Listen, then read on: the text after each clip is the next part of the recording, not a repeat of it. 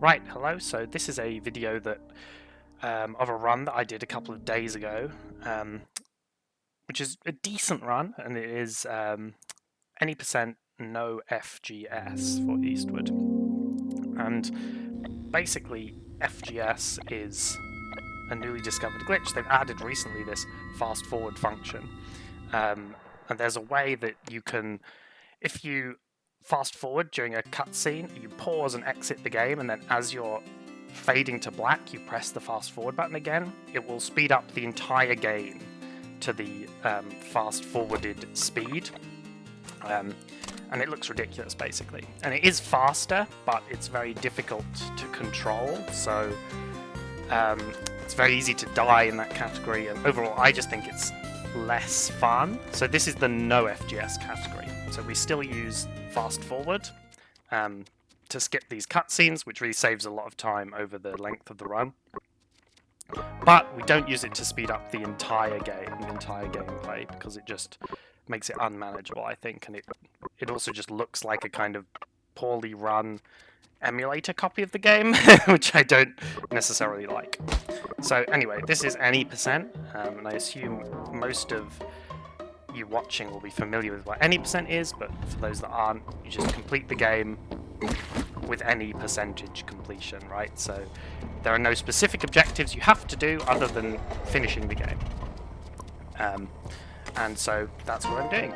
This is just the very start sort of tutorial section, and you can see we pick up a golden key there, and those are used to open doors. This is kind of like a typical adventure game, like, I don't know, the dungeons are a bit like some Legend of Zelda games, but that is actually the only key that we will be picking up in this run. There's about somewhere between probably like 15 and 20 of them over the course of the entire run, but over time we've just found more and more and more skips to the point where now that is literally the only one that we get.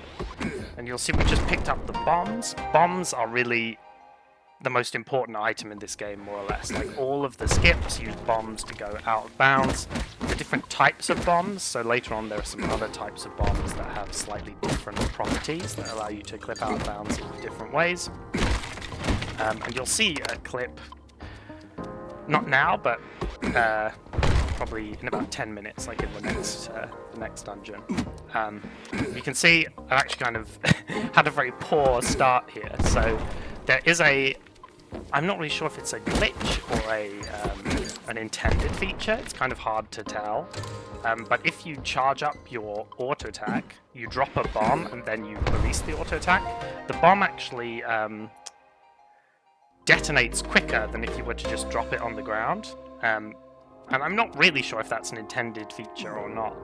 I think the game mentions it at one point, but it doesn't mention that it explodes faster, so it's hard to say. And there you saw I also picked up a gear part. So these gear parts are the things that they will upgrade the weapons that you get later on. And basically I'm going to be upgrading one of the weapons to its maximum upgrade level, just because that makes a big difference when it comes to killing the tankier enemies down the line. Yeah. There is another category called all upgrades, where you collect all of those gear parts, which is another category that I find very interesting, but this is any percent anyway. And so yeah, this is just the introductory section to the game. You know, you haven't really got many of the mechanics unlocked. I pick up more bombs there because, as I said, managing you use bombs for almost every clip, every out of bounds trick in this game, and so managing your bomb count is actually really, really important. Because there's very few ways to actually refill your bombs other than buying a bomb refill from one of the vending machines that you find usually at the beginning of dungeons or at the end of dungeons near the boss, or finding bombs from overworld drops, you know, destroying crates and stuff like that. And obviously if you go into a clip and you don't have the bombs to do it, you're wasting a huge amount of time to go out of your way, retrieve those bombs and go back. And so bomb management is actually really important, especially early on, where there really aren't very many ways for you to get more bombs at all. So yeah, that's something key that you'll notice throughout the duration of the run is the management of our bomb count and picking up these bomb packs, as I said, as we go along. This is just a sort of auto-scroller tutorial type section. There's this whole second part of the game, or a mini-game within the game called Earthborn, which is a sort of, it's like an 8-bit RPG, basically, right? You can see an example of it here, which is just this whole little game within a game, and people do runs of Earthborn, and it's its own category. I think that any percent is pretty short, it's just under 20 minutes, and then the true end is around about there. And completing those is part of the 100% category for the game, so sort of later on in the 100% you have to stop playing the normal game and spend sort of 2 hours just playing Earthborn, and then go back to playing the normal game, so it's a bit kind of jarring. Obviously has a totally different skill set. But this little tutorial section for it is basically they're telling you how to use items, how to use skills, and all that sort of stuff. Basically, you just want your main character, which is the knight, to die as quickly as possible, so that you can, because at that point this tutorial section will end, basically. But it's totally RNG, like how much damage the Demon King does, which characters it attacks. Often the knight will be the last one to go down, because when they get put down to 1 HP, they have a chance to resist death, basically, right? Like a focus sash, and stay at 1 HP. You can see it activates there, and then it takes a whole another turn to kill the knight. You have to deal with all of the text of your party members being knocked out, and it's all really annoying. You can end up wasting quite a lot of time here, actually. So there's a big variance of almost like sort of a minute between like a really good dying as quickly as possible and the worst case scenario where the night lasts for ages and ages. And there are individual level runs for this game, and a big part of the prologue, which is this chapter, a big part of the individual level run for the prologue is how lucky you get on that Earthborn section, basically. But for any percent, that's the last we'll be seeing of it, so Earthborn's done. If you're an Earthborn enjoyer, check out the Earthborn categories, I guess. It's a decent little RPG in its own right. But yeah, and so now we're just kind of following out the story. This is where they first teach you to charge attack, although obviously I've already been doing that for quite a while. And for now, you just kind of go through the motions, right? Like, these are just required cutscenes that you have to progress through. At this point, I probably should mention I am using a turbo controller to mash through the text, which is allowed by the rules for the game and for this category. Yeah, there's just so much mashing of text in this game. Like, the gameplay sections have become so refined, you actually spend very little time like actually playing the game, and a lot of time just mashing through the text, and that can obviously be very hard on your hands. So we've all decided as a community to allow turbo to make it a bit easier. Here you make a sandroop pasta, which requires 3 sandroops as a recipe. In 100%, you need to collect all of those recipes, you can see on the left-hand side there.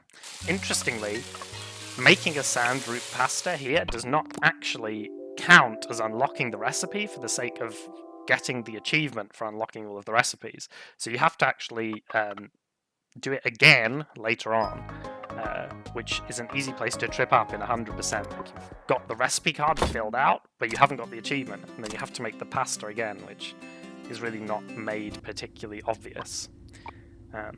But again, that's a 100% specific thing, and this is any percent.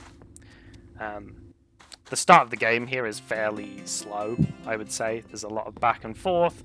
You haven't really unlocked a lot of the stuff that allows you to do interesting tricks yet. And there are certain chapters in this game, chapter 1 being one of them, where you just kind of have to... There's no real scope for doing things out of order. You just have to go through it all in the order they intended. And then there are other chapters, like chapter 7, for example, which is way further on, where you can really skip some big chunks of the game. But we'll talk about that when we get there. And so we're coming up to our first dungeon relatively soon. So Sam here is going to start school, and then I'll go off to the ranch as John to do my to do the crab section of the game, which is another place where this run's actually fairly bad. I think the crabs I get in this one are sort of middling at best. You'll see now, from what I remember, the left side goes really well, but the right side is just crap. And so basically, the quicker you can get these little fruits into the hole in the middle, the quicker this whole process ends, right? And I think in theory it's possible to do the whole thing in about sort of 30 to 40 seconds, but it ends up taking me significantly longer here. The red ones don't fly as far, it's all very annoying. So what I try to do is kind of collect them all up into a big ball and then knock them all in at once. But it obviously is not working out here because I missed the red one, even though it looked like it should have hit. And then it goes a bit better here, as you can see, you can kind of just slap them all in at once. But you'll see when I go over to the left-hand side, the kind of ideal of what the right-hand side should have looked like, right? It goes much better, you can see it now. So yeah, this is kind of like a middling crabs, I would say. Definitely possible to do better, but definitely possible to do worse.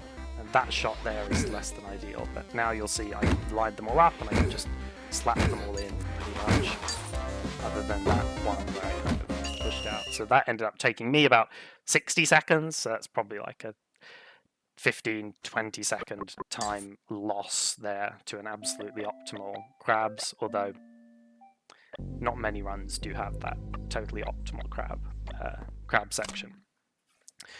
You'll notice as well I've been using fast travel to kind of get around. They added that in a patch a couple of months after the game released, so you won't see it in any of the early runs.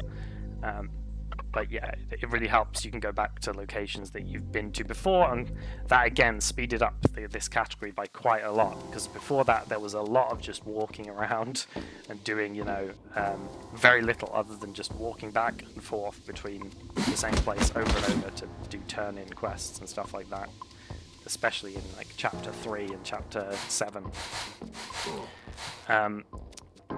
But yeah, this is our first dungeon, and it's sort of a really basic, it's almost like a mini dungeon, to be honest. It's quite short. You can see I make a mistake there. The early game of this run is actually really quite bad. I'd say overall the chances of this run being beaten by someone else or me is probably quite high. But I just kind of wanted to get out this commentary to highlight all of the tricks and all of the most up-to-date strategies in case anyone new wanted to learn the game, because I do occasionally get a comment or two on one of my videos saying, oh, how do I do this trick? I've been trying, I've not been very successful. And hopefully here I will explain all of the stuff that you need to know and all of the most up-to-date routing and tricks. But this dungeon you do more or less as intended. There is a little clip that you can do there with a bomb, but it only really saves time if you get it like first try, and it's quite difficult. And then if it takes you more than one try, then you're probably losing time, and so I don't go for it here. A lot of there are some clips in this game that are really consistent and that you can get pretty much first time every time if you're doing well, or first or second time, and then there are others that are much more kind of dodgy in terms of whether they work or not, and those ones I tend to avoid, because once you've missed them, unless they're in really key areas, I'll highlight them as they come up, but often once you've missed them sort of 2 or 3 times, you're actually losing time versus just doing it the way that they intended, basically. And so I'll explain which areas, when it comes up, which areas there are clips which you could be doing and which ones there aren't. You just have to do it as developer intended, or where I'm choosing not to do one of the riskier ones. Yeah, and so now we're again advancing the story forward, and we should get to our second dungeon soon, which is the first one where really you can skip quite a large portion of the dungeon, and I'll highlight that when we get to it. yeah, so for now there's just kind of cutscenes playing out. There'll be a lot of cutscenes playing out over the course of this run.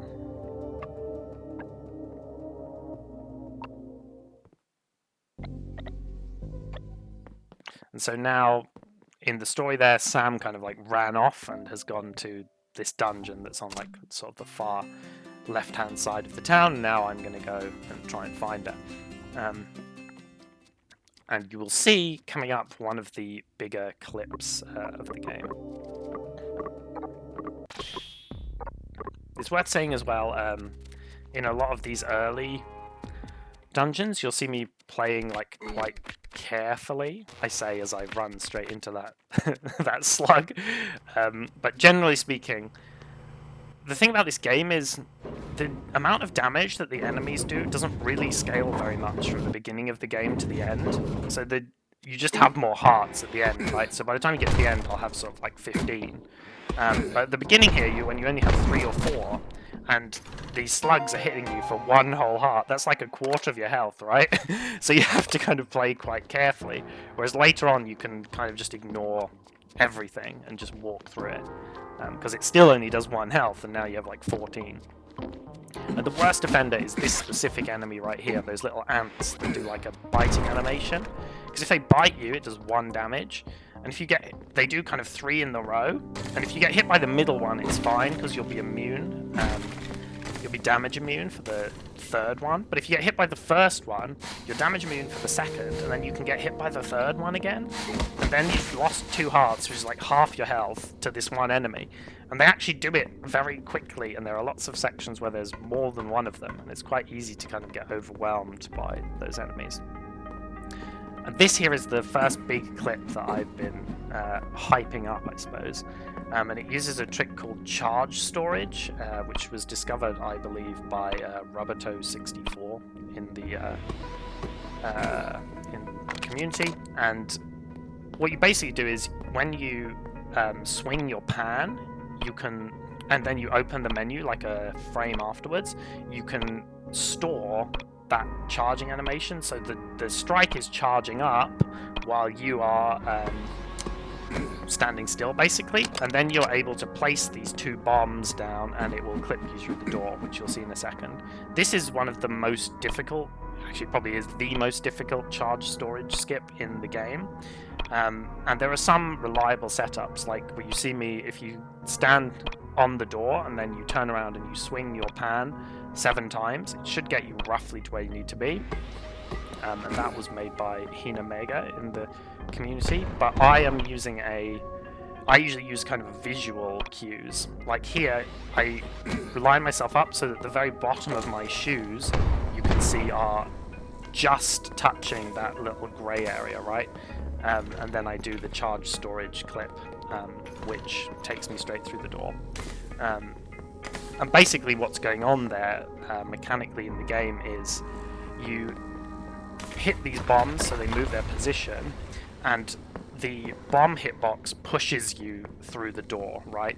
And so you knock these bombs forward while you are moving forward, which is why the charge storage bit is important. And then as you move forward, the bomb hitbox pushes you a little bit. Because the door is quite thin, it actually just pushes you through to the other side. These snake things also do a lot of damage, right? 1 heart. And so yeah, you'll see me being quite cautious. But you'll see charge storage come up again later on in the run. I think there are 3 places now where we use charge storage to clip through. All of the clips in this game rely on bombs, basically, but there are lots of different types that have kind of been developed like over time, right? So charge storage was found by Roboto64, as I said, and that was probably like a year and a half after the game had come out. And so before that, we had no way to clip through that door there, and so we'd have to do the entire dungeon, more or less, which was one of those 2, actually, I think, of those key doors that I mentioned that now we just completely skip, were within that dungeon.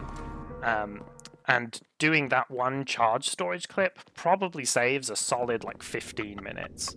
And so you can mess it up like, 5, 10, 15 times. You could probably mess it up, honestly, like 100 times, and you would still be saving time over doing the whole dungeon. And so yeah, now we're on to the first boss of the game. Basically, all you have to do is look at the color of his eyes and the color of the light going around. If it's red, he's going to shoot at you, and if it's blue, he's going to suck stuff in. So when he does the blue one, here you can see his eyes are green, and the blue. You just drop a bomb, he sucks it in, he gets stunned, and then you kill him, right? It is RNG though as to which one he does, right? So when he stops like that if he gets too close to you.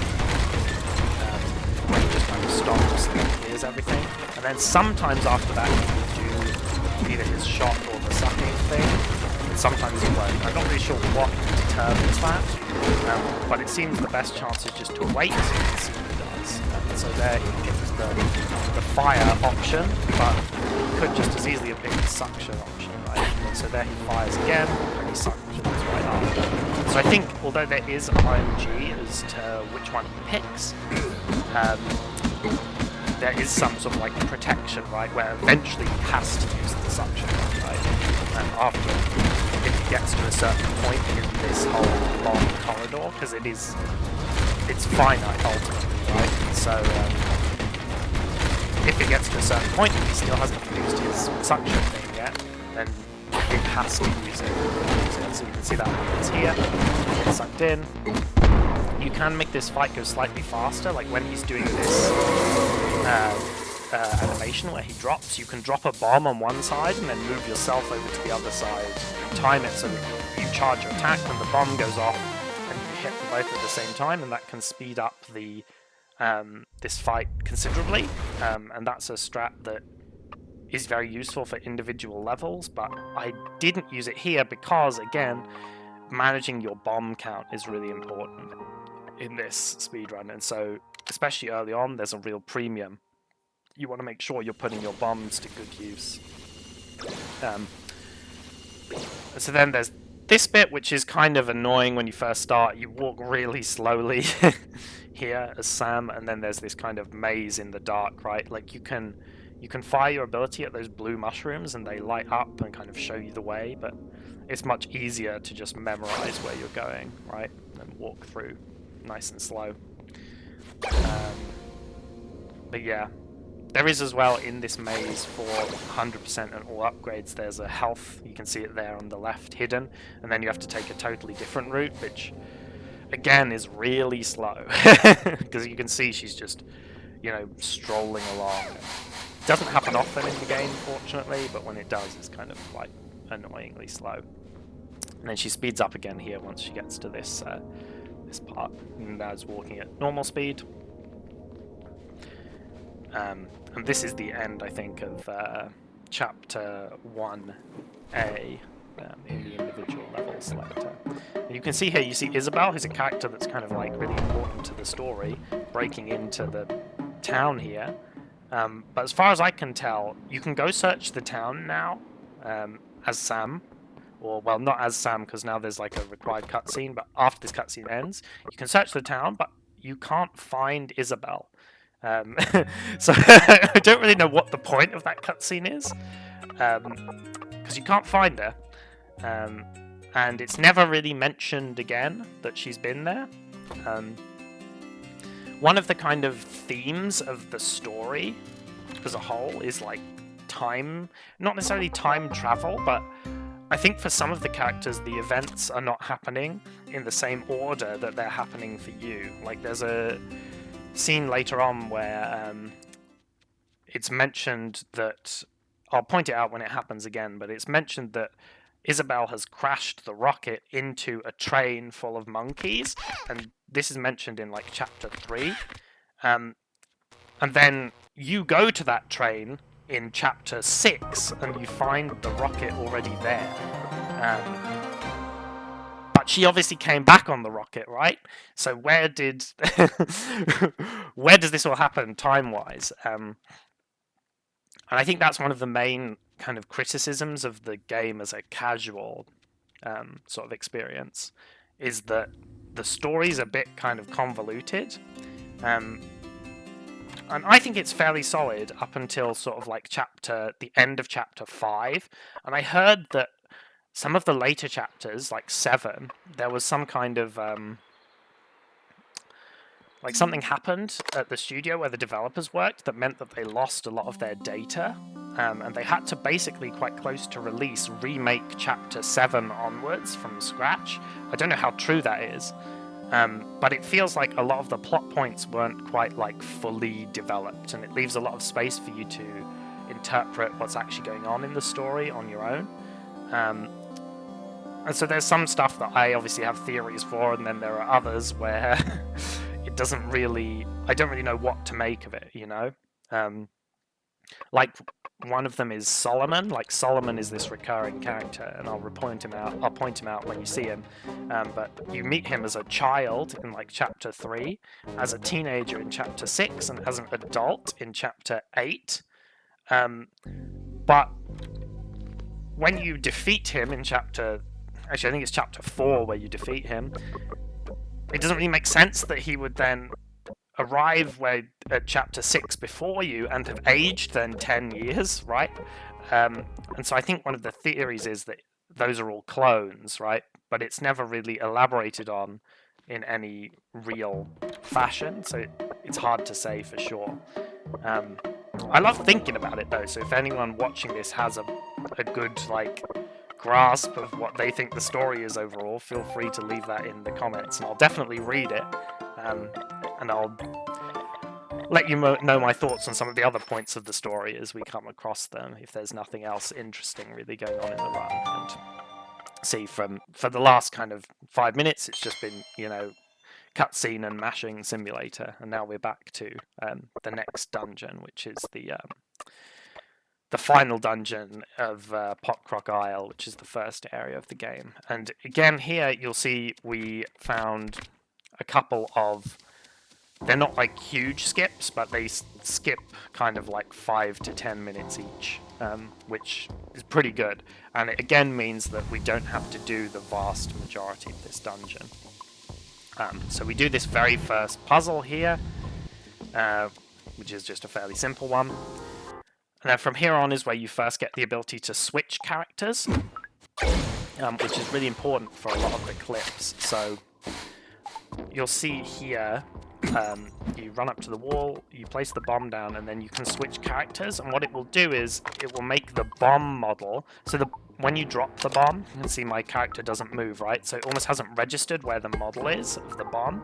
And then when you swap characters, it kind of registers and it pushes your character out from the model of the bomb, right? And that can push you out of bounds into the wall. And normally I'm pretty consistent on this one, but here I'm not doing a great job. And so what you can do is, the standard setup is you face right into the wall, you run into the wall to the right, you drop the bomb, then you turn to face straight upwards, and you quickly kind of switch characters, and that should push you out the back of the wall. And I will get it in a second here. And credit has to be given for a lot of the kind of more consistent development of these clips was, again, Rabbito64. Like, before we did this, well, when it was most of the original clips in this game, the idea of using bombs to go out of bounds was found relatively early on. Like, I found it during my casual playthrough, and I posted it on like r/speedrun or something to see if anyone else was interested, and no one was, and I thought, fine, I'll use them myself, I will speedrun this game. But the original way to do it was, I would basically just get myself in a corner, and I would spam switch characters and just hope to go out of bounds. And it was ridiculously inconsistent. It made some of the clips so bad. And I'll draw attention to those later on when I get to them. But you can see I clicked through the door there. That one actually doesn't save very much time, but this next one here is really, really consistent now, and it saves a lot of time. So originally we would do this with charge storage, and it was much harder, but it turns out it's quite consistent if you just stand in the middle of the door, turn around, and then switch characters, and it equips you through the door like that. And that works for a lot of like thinner doors. And that skip there probably just saved like 2-3 minutes. And I'm about to do the same on this door here, which saves another sort of like 4-ish minutes. And I get it first try, which is... You should really be able to get all of those first try.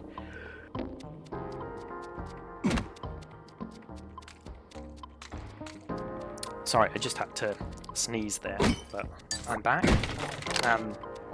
And yeah, you should be able to get a lot of those first try, and the setup's actually pretty consistent.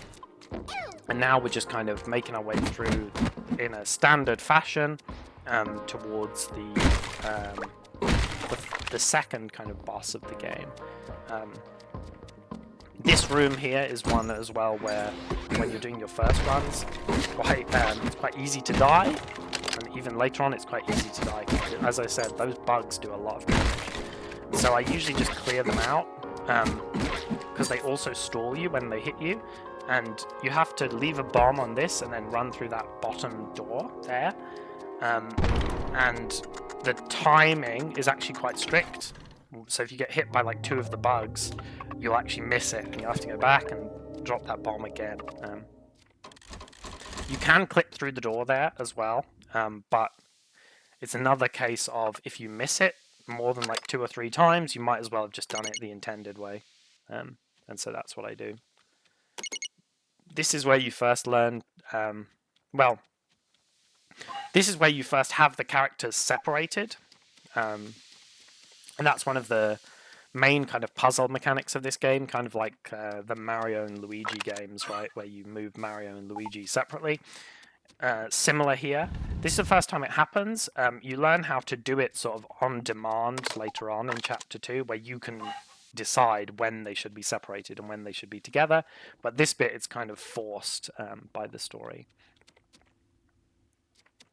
And you just kind of go through these. You go through these puzzles in just like a standard manner, right? You do it as the developers intended. It's not a super interesting part of the run, to be honest. Thinking about it, Chapter 1 is probably one of the chapters which is it's pretty middling actually in terms of how similar it is to a casual playthrough. Like Chapter 6 is pretty much identical to a casual playthrough. Chapter 1 is similar with a couple of skips, and then some chapters like Chapter 7 is like completely unrecognizable from a casual playthrough. You do literally nothing as was intended. And when I was first running the game, I kind of anticipated that Chapter 7 would be one of the longer chapters, because casually it probably is the second longest chapter after Chapter 3. But it ended up actually being one of the shortest, and it's certainly the one where there's the biggest difference between the casual playthrough and the speedrun, but I'll talk about that more when we get there. And so we're kind of coming to the end of this gauntlet, this puzzle gauntlet now. I'm playing pretty carefully because, again, it's very easy to very quickly just die. And then the actual death animation is really long in this game. Like, it wastes probably like 30 seconds to die. And then obviously you have to then redo everything you've done in that room, which takes more time again. So I'm kind of cautious. I play very cautiously in the early game. I guess if the record became much more optimized, I would take a lot more risks. Like, I would just run straight through here, probably. But at the current state of sort of optimization, I don't think it's worth it. It's better to just play it safe, have the run go on, you know, waste the 10 seconds just to make sure I don't die. Picking up more bombs again there, just to make sure they're all topped up. And the reason I'm kind of doing it, even though it seems like I don't need to, is that Chapter 2 uses quite a lot of bombs, and there are very few places in Chapter 2 to pick up more bombs. And so here, it's possible actually to have all 3 of these explode like more or less at once and have the cutscenes overlap, but unfortunately so what you do is you hit the first bomb normally, so it doesn't quick explode. The second one normally, so it doesn't quick explode, and then the third one with the quick explosion. And then the third one will set off the cutscene, during which time the first and second bombs will explode. And that is a way to do it a bit quicker, but it's quite easy to mess it up. And once you have, then you might as well just go back to using the quick method for the other two, which is what I did there. And so now we're coming up to the second boss of the game, which is this sort of big crab. And from what I remember, this is quite a bad boss fight as well, to be honest. You'll see that more or less all of the splits though are gold, and that's because the run that I'm running against was like a D-Rust run, which was pretty bad. It had like a lot of mistakes, whereas the mistakes in this one are pretty small. So what you do here is you drop a bomb on the first. So to hit the crab out of the tunnel, you need all of the things to be blue, right? And so if you drop a bomb on the first one, it gives you a bit more leniency in terms of making sure they're all up at the same time, right? And so you'll see me doing that for the whole time. And the aim is really just to knock the crab back out, as I say, and I think it takes 1 line to do that, usually to kill the crab. But the big crab can actually move the bombs, and later on it ends up out of the tunnel more quickly. You only actually stun it to damage it when it's in a tunnel, and so you have to time the having all of these pillars up with it being in a tunnel. And I think I miss it here, because it doesn't go into that tunnel, it comes down here, it does the whole thing around. And at this point I'm actually kind of low on health, so this is an extra cycle that probably really wasn't needed. I have to run, I'm thinking about running the long way there, and then it's here, and I'm just hoping it reaches it, and it does just about reach that tunnel before the time is out, so I finish the boss. Otherwise that would have been another extra cycle, which is very annoying. And so yeah, that's the end of chapter 1 pretty much. From now on it's just a cutscene until you move into chapter 2. Overall, chapter 1 here, alright. A couple of dodgy clips. You see I double back here because I only have one bomb. And as I said, there's not really any easy ways to get the bombs, to get more bombs in chapter 2. And so I went back to buy a bomb pack from the vending machine there. Normally I have more bombs than that, but because the cycle went wrong, where I had to do an extra cycle, it caused me to use more bombs, basically. Yeah. And so now we're moving on, there's a long cutscene to move on to chapter 2. And chapter 2 is probably my favourite chapter, like, sort of vibes-wise, you know, like I really like the area, and I like the story, but it's probably one of the most similar chapters to a casual playthrough. You have to do pretty much everything in order. There's been a long time sort of effort by me and a couple of other people of the community to skip quite a large portion of chapter 2, but we haven't been able to make it work yet. And I will talk about that and how it works a bit more when we get closer to it. But basically it involves getting to, so chapter 2 kind of ends with you going to this factory in the woods, and it takes place over 2 days, right? And you get to the factory on the second day, but the thinking is if we can get to the factory on the first day, maybe we can activate a flag that means that we can skip the second day entirely and go on to the third day, which would probably save, like, honestly, a good, like, 20 minutes, if that was possible. But the problem is that a lot of the terrain on the way to the factory isn't loaded in on the first day, so it's not as simple as just doing what you would do on the second day, but on the first day instead. It's a lot more difficult. I'll kind of explain it as we go. But this is chapter 2 in Greenberg. And here I get a really weird glitch, like where I'm just kind of flashbanged. And I don't know what causes this, but the only way to get rid of it is just to reset the level. So that's a kind of 5-10 second time waste there. And this has only been happening since the fast forward patch, and it always happens in Greenberg. So I have no idea why that occurs, but it does. And so yeah, this is Greenberg and the kind of forest around it. I think this is the first chest that we pick up that has salt. So you need salt, it's like the currency of the game. You need it to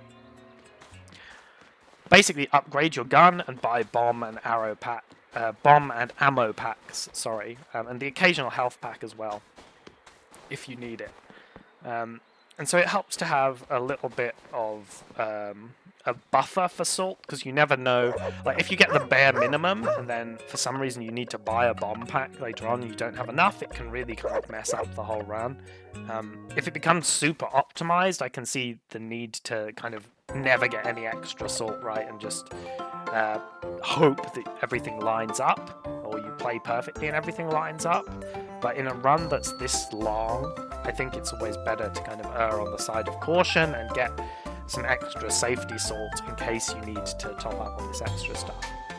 And then the third thing it can do, which you'll see a bit later on, is you can use it to buy spices from various shops, and when you add those to food through the cooking system, which you'll also see later on, me using it for that purpose, it can provide unique buffs. Like one of them causes you to do more damage, and then one of them causes you to attack faster. And the one that makes you attack faster is really important for the final boss, because it lets you skip most of its phases, like a lot of steps of its final phase, by actually breaking its barrier before it starts attacking, so you don't have to deal with this whole range of attacks for each sub-phase. But we'll see that when we get to it in 3 hours, or whatever, 2 1/4, or 2 3/4 rather. And so here is another sort of, similar to the crab section in chapter 1, you have to like herd together some blim pigs, which is annoying. But here you'll see me go down here, and these beetles drop salt, and you can farm them basically for a little bit of salt. And I try to farm those whenever I can, because they're one of the quicker ways to get salt. And that little area there is where the factory early thing would kind of be, where you would start with it. So here, I accidentally still had turbo on, and so I couldn't disconnect Sam from me, and you have to do this little cutscene, so I wasted a little bit of time there. This one, ideally, you kind of, when you first hit them, they start running away from you, and so ideally you would hit them all and kind of try and steer them nearish the pen, and then knock them in, kind of like I've done with these first couple, but you would try to group them all up and do it so that you walked all of them in that direction at once. But it's actually really, really difficult to do that. This is another place where that attacking faster would help a lot, but you can't actually, in any percent anyway, you can't actually get the spice for attacking faster this early in the game, so you can't use it here, but it is a strat for the individual level runs where you can bring in items from later in the game. But yeah, this blim pig herding, it's kind of like, I would say slightly below average, because I ended up, there's only one set of 2 that I got them both in at once, and then the rest I had to kind of do individually, which is not ideal. And here I'm going to go down and farm the beetle again, just to get a bit of extra salt. Really quick, and there I just get like a nice easy 50 salt, right? And now I go back, fast travel back to the town for another long cutscene. And this is the end of day 1. Sorry about the sniffing. Allergies are quite bad, but this is the end of day 1, and that little area there, you'll see it tomorrow where I use it to do an out of bounds clip, and you can do the same out of bounds clip on day 1, but as I say, all of the terrain afterwards is only like partially loaded, so you can't, I think you can get pretty close to the factory, but then I think the ladder to go up into the factory, there's like this long tunnel that leads to the factory, and there's a ladder at the end that brings you up. I think the ladder isn't loaded if you do manage to get there, and getting there is quite an involved process, but I think you can manage to get there, and then the ladder isn't loaded.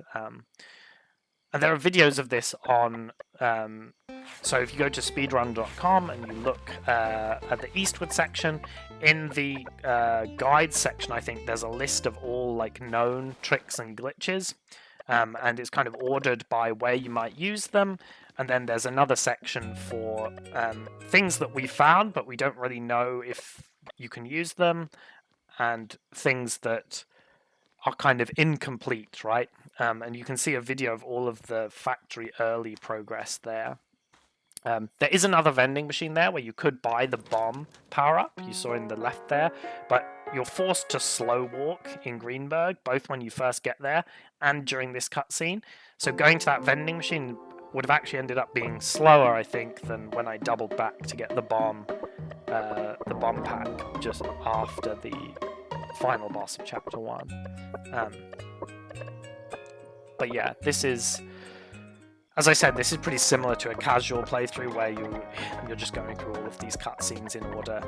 But you can see the potential, right, of if you got to factory early, you would skip all of these cutscenes. And then you would also skip all of this gameplay section that's about to happen. Well, you wouldn't skip it, you would just do it earlier, right? But you wouldn't need to do it again. So here you get your first weapon that's actually upgradable, which is the gun. The pan, the melee weapon, does get upgrades, but you can't buy them with the gear parts. You just get them at certain points in the story. Whereas the gun, you can upgrade at any time you want. And here you're going to see the out of bounds clip. This is one of the very first out of bounds that I actually implemented into a run, like way back, like a few months after the game came out. And you kind of just wedge yourself between those two rocks, and you drop bombs and it pushes you out of bounds. And that's kind of the most basic type of out of bounds, and that's the only place that it's still used, because it uses 3 bombs. I'm sure there could be an alternative setup that would make getting out of bounds there, you could do it without doing that triple bomb drop, but that triple bomb drop is actually insanely consistent. Like, if you just wedge yourself in the bottom right of that rock, it will just work every time. It just pushes you out of bounds, which is great. Another thing here, which you need to be careful if you're doing, is you want to hug the far right side of the raft. Like, you would think logically you'd want to hug the far left so that you went through the loading zone quicker, but here you don't actually want that, because you're going to now clip back out of the loading zone. So I'm just blowing up this wall here because it has to be blown up. You need it done. You need it to be blown up later on when you come back, and it's faster to do it now. But we're going to clip out of bounds here.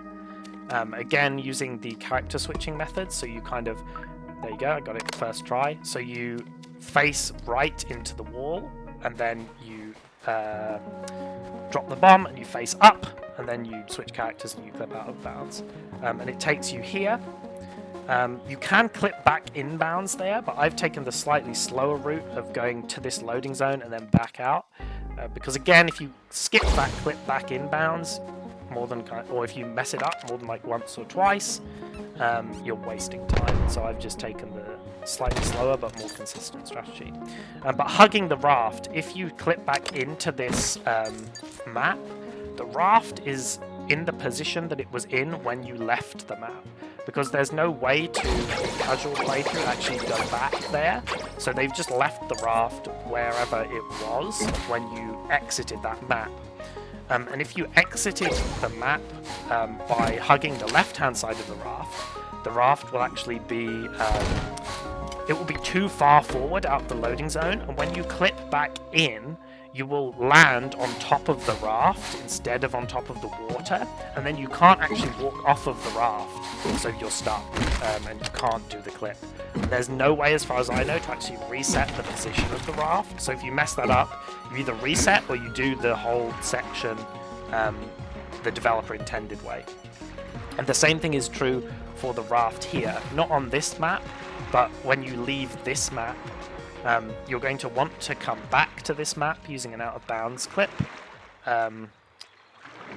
And for that reason, you want to hug the far right of the raft so that it's as far into the loading zone as possible. And so that when you clip out of bounds and go through the loading zone, you don't end up back on the raft and stuck, basically. And so here you're also going to see me, whenever you see one of these coolers, I'll usually pick it up if it's really close. And that's because you can use that food later on for cooking, and it means I don't have to buy it. But here I just do the exact same thing as before. Run into the wall, drop the bomb, turn facing away from the surface that I want to clip out bounce on, and then switch characters and then go out. And here, again, you'll see in the world record for full game speed up, the other category, you'll see Hina Mega clip in, back inbound here, which you can do and is slightly faster, but instead I just take a slightly longer route and I walk directly to that loading zone, which is probably like a second slower, but again, it's if you mess up the clip more than once or twice, you're losing time versus just doing the easier method. So then you fight this mini boss. Quite slow with the gun. I think if you make the damage increasing food, that guy only takes 3 shots instead of 6. But to do that, you have to go into the shop in Greenberg and buy the spice to make the damage increasing food, which I think is called like lava cookies. And I don't think it's worth doing that specifically for this point in the game. But you can possibly get the lava cookies as a drop from one of the food coolers. And I think if you get it that way, then it is worth making it before that boss. And this is the factory that I was talking about. So I don't think that ladder is loaded if you come here on day 1. So you can't actually get up here. Or maybe it is and you get in here, but then you can't actually talk to the computer. I can't remember exactly where, but there is a stall here where even if you get here, you can't actually progress the story, unfortunately. So you talk to this computer here, and I think talking to this is the flag that sets it up so that it's ready to progress into the 3rd day. But you can't talk to this computer on day 1, so you can't set the 3rd day flag. You'll see that the art in the factory changes, right? It's all the lights are on, and now there's these arrows like telling you where to go. So you've updated the flag. Then you know the flag has been set, right? This door as well, I think you can't go through if you get into this factory early, which is what eventually leads here back to the station, so that you can go back to Greenberg and progress the story, right? But yeah, if you did manage to get in here early, it would skip all of those cutscenes for the 2nd day, which would be pretty big, as I say, probably save like 10-15 minutes. And here we fast travel back to Greenberg. And this is the last Greenberg cutscene.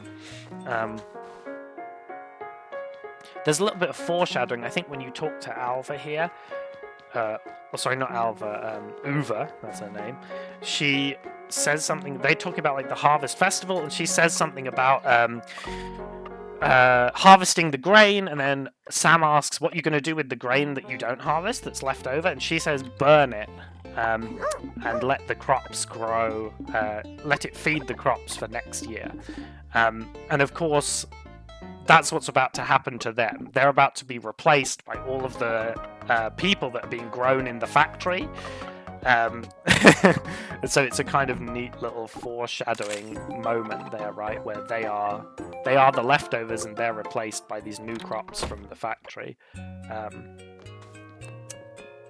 I appreciate that. I love foreshadowing and stuff in games and in movies and all that sort of stuff. But yeah, so there's a little bit of foreshadowing there. But again, story-wise, I don't know why. Like, I don't know what the point is of killing all of these people and then replacing them. And I think it's kind of implied that you would... this is a cycle that has happened many times before, you know? Like, later on you get a flashback to when John found Sam in the pod, being grown. And I think the number on it says like 273 or something like that, which to me kind of implies like she's like the 273rd iteration of this process happening. But I don't really understand what the point of it is, you know? Because yeah, and I think when you first enter the factory and you talk to that robot, the robot says again that this is you've come early for like the harvest this year or whatever, implying that it's happening over and over again, but I don't know why. And here you meet Isabel once again. This is the first time your characters kind of like properly talk to each other. And why she's here again, I have no idea. She just happens to be here at this time. I don't know. And you can see here now the beetle thing is closed off, and this is the third day where you kind of don't have Sam, but you kind of do have Sam as well. Like a lot of Sam's effects become passive. Like you can see these bulbs just being automatically turned off, and this is an area that we skip. So this is the part that we skip with that little out of bounds on day 2, and it skips a big cutscene of talking to the farmer as well. On day 2, that is. Going through his ranch. But yeah, here you're going through a lot of maps that you've already been through once. And you'll see why I exploded that wall, even though I didn't go through it at that time, right? You'll see that when I get to it. I always forget here that I actually have the gun, so you can use the gun to kill these snakes a bit quicker. Yeah, I see, I remembered it there.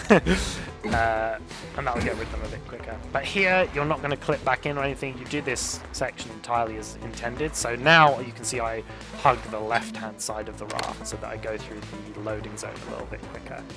It's just a small optimization, but it makes me feel like I'm doing the right thing, you know. Although in the grand scheme of things, it probably doesn't really matter very much.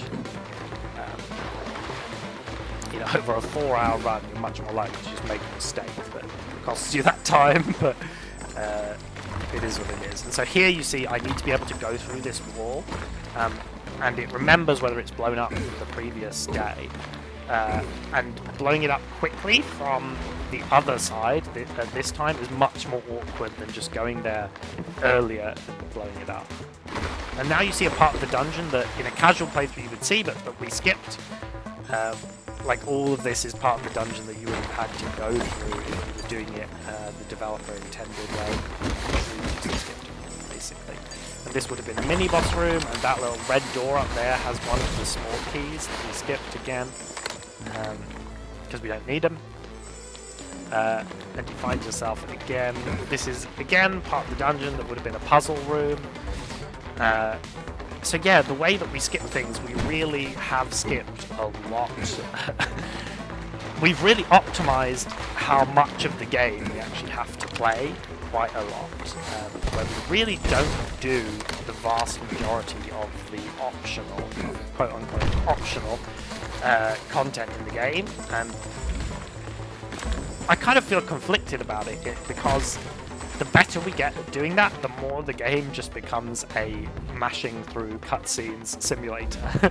Like already we spend much more time going through cutscenes than... Actually, now it is probably kind of 50-50 with the fast forward update in terms of gameplay and mashing through cutscenes. But before the fast forward, it was more like a kind of 70-30, where you'd spend like 70% of the time mashing through cutscenes and 30% of the time actually playing the game. And that's one of the reasons I enjoy the all upgrades and 100% categories, because you actually get to spend a lot more time playing the game, because you mash through the same amount of cutscenes, there's just a lot more gameplay to be done, right? But yeah, this is kind of like, this isn't an auto-scroller, but it's kind of like it, where there's like a set speed that you have to go through things, and the fog kind of follows you around, but it rubber bands, right? So if you go faster, the fog goes faster. If you go slower, the fog goes slower. And unless you take ages and ages, there's really no way that the fog is going to catch you. So it's kind of an auto-scroller, but for speedrunning purposes, it's not really... the auto-scrolling aspect isn't particularly important. And here you unlock the first of Sam's special abilities, which use up... So she has like a second blue bar above the yellow bar, and that's her special abilities bar. in any percent, you will never see that ability used, and there are 2 other abilities that you can unlock that you will not see us unlock because they take time and we never use them.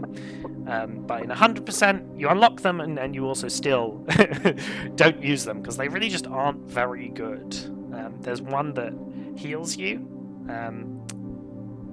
and there's another one I think that gives you like a shield. And that one there kind of stuns enemies around you, right? It'll put them all into bubbles when you do the big pop. But it's not particularly useful, speedrun-wise. And so yeah, you can see I've left Greenberg at sub 1 hour, which, before the fast-forward update, this would probably be at about 1 hour 45 minutes. I think was the pace to get to this point. And the strats haven't really changed very much in terms of what skips we're doing in this early part of the game. Most of the time save is just from fast forwarding relative to the old route. Obviously in this specific one I'm comparing to just a bad run which used all the same tricks. I think in the run I'm comparing to, I messed up that thing with the raft, so I had to reset back to a much earlier point and do it again, which cost me quite a lot of time. And so here we are in chapter 3 on New Dam City, and chapters 3, 4, and 5 all take place here in New Dam City, and so this is by far where you spend like the majority of the game. And so I think this run in the end took like 3 hours 25 minutes, and probably like a solid hour and 10 of that is in New Dam City. So the vast majority of the content is actually here.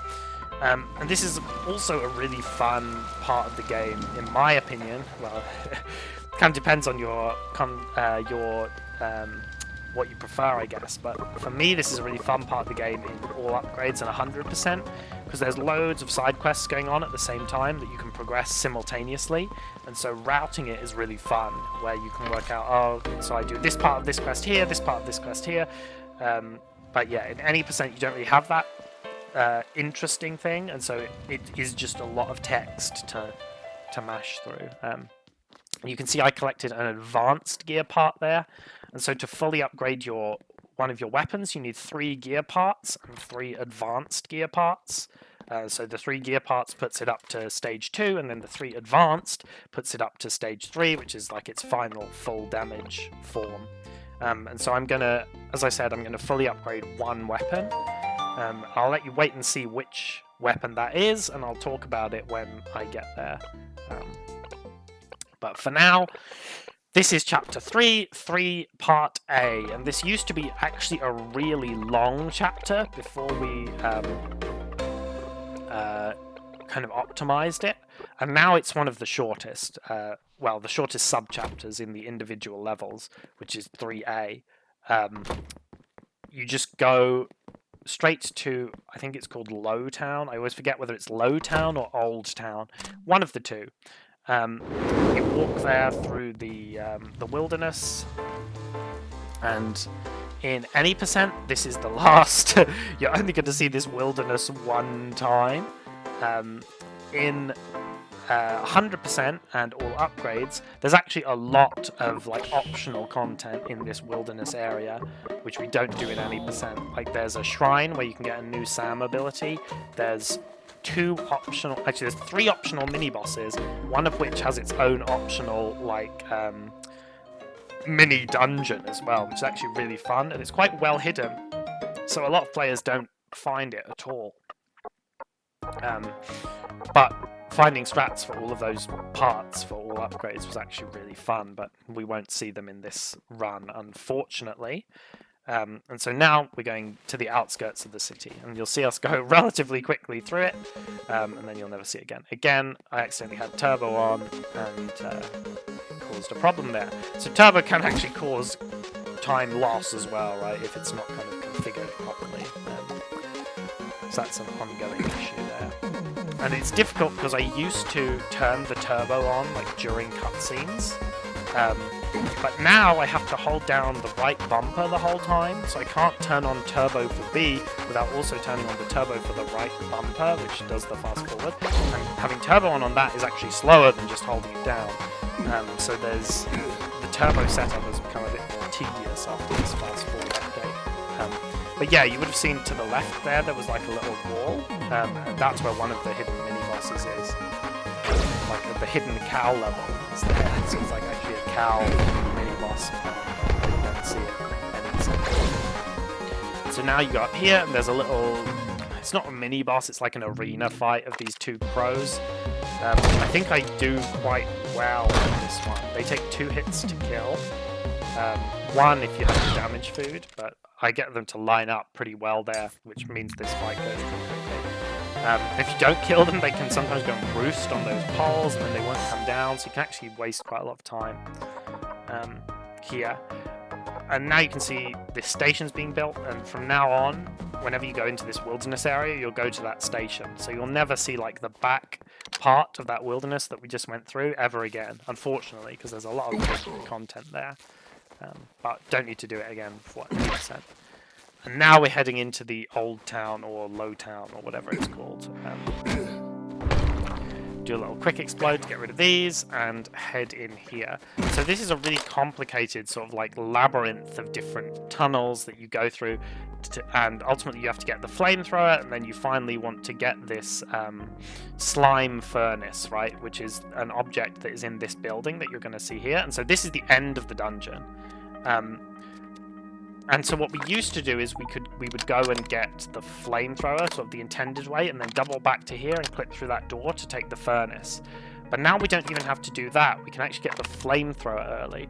So here I'm doing one of our other outbound strategies, which is probably the strongest, the most versatile one, which is if you separate the 2 characters, you can send one of them out of the loading zone, into the loading zone, and then you can drop a bomb which keeps them from going back through past the loading zone barrier. So they're on the same plane as you, but they're on the other side of the loading zone, and then you relink the 2 characters, and the one that you link comes back through, and now you're both on the map but on the other side of the loading zone, which means that you can then walk around out of bounds like I just did there, and just go straight to picking up the flamethrower. If you did that sort of the way you're supposed to by going through the dungeon, that would probably take like 10 minutes. Whereas there with that skip, it took me a couple of tries to get it, but it only took probably like, what, 1.5, 2 minutes.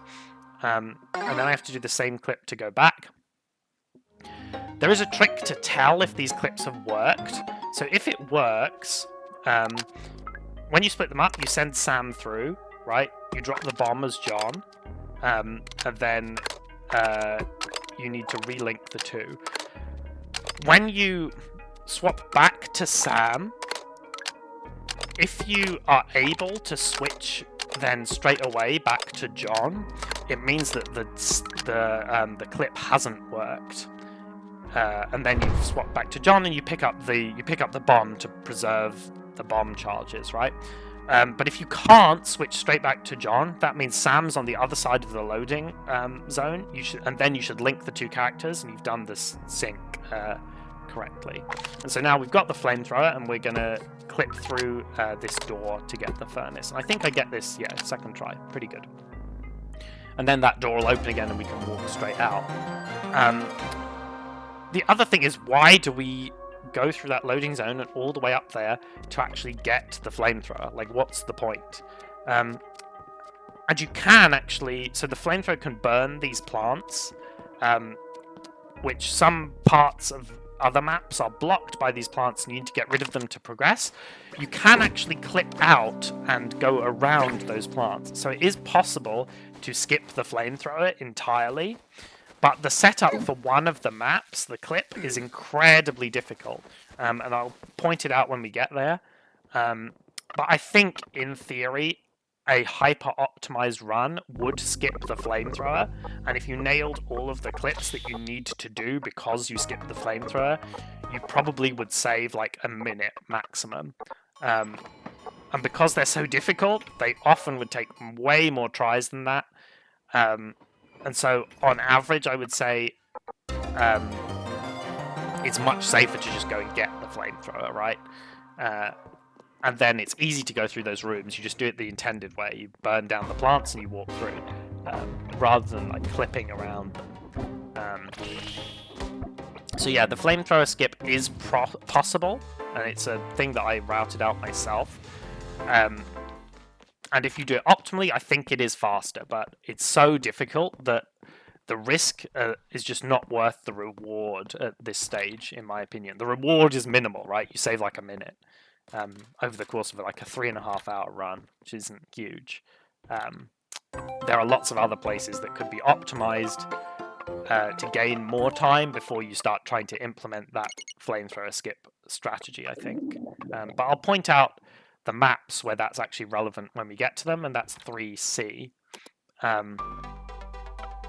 Oh, the final thing to mention is, I'll talk about it again when we get to Chapter 4, but the place that you enter to do Chapter 4 is actually just outside of the city, where you go on 3A.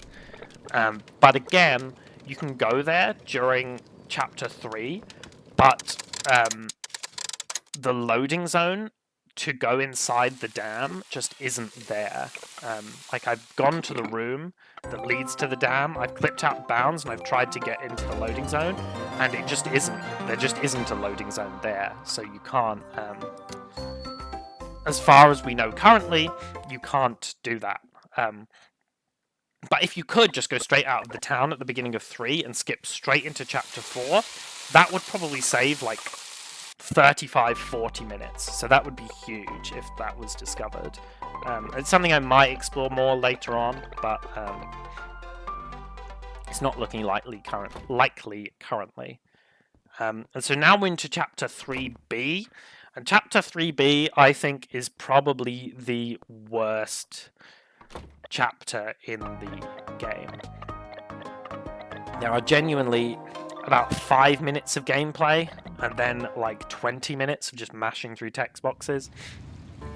So yeah, it's by far, I would say, my least favorite chapter in this game.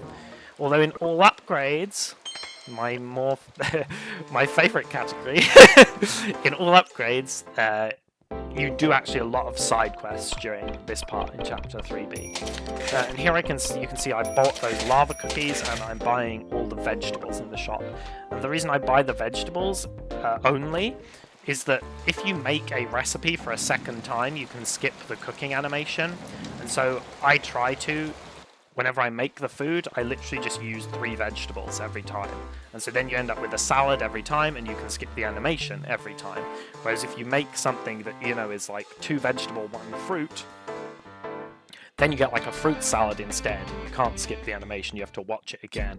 The animation's like 10 seconds, so it's worth it to just, I think, stick to one specific type of food that you just make every single time. But we won't be making the food until much later. Like, I only really use it in chapters, I think 4, 6, 7, and 8. And I use like one piece of food for 4, 6, and 7, and then I use 2 in 8, both on the very final boss.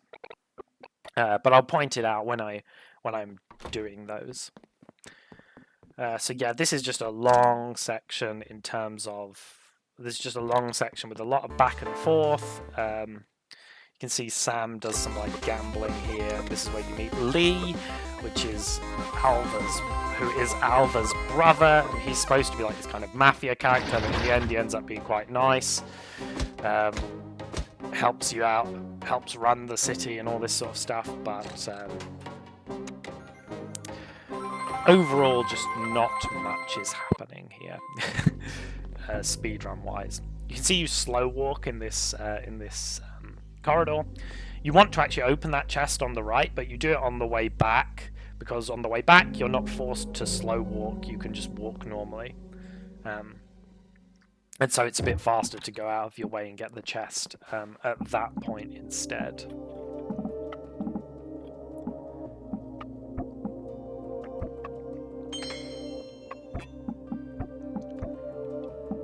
another point in the story actually is that the lucky coin, right?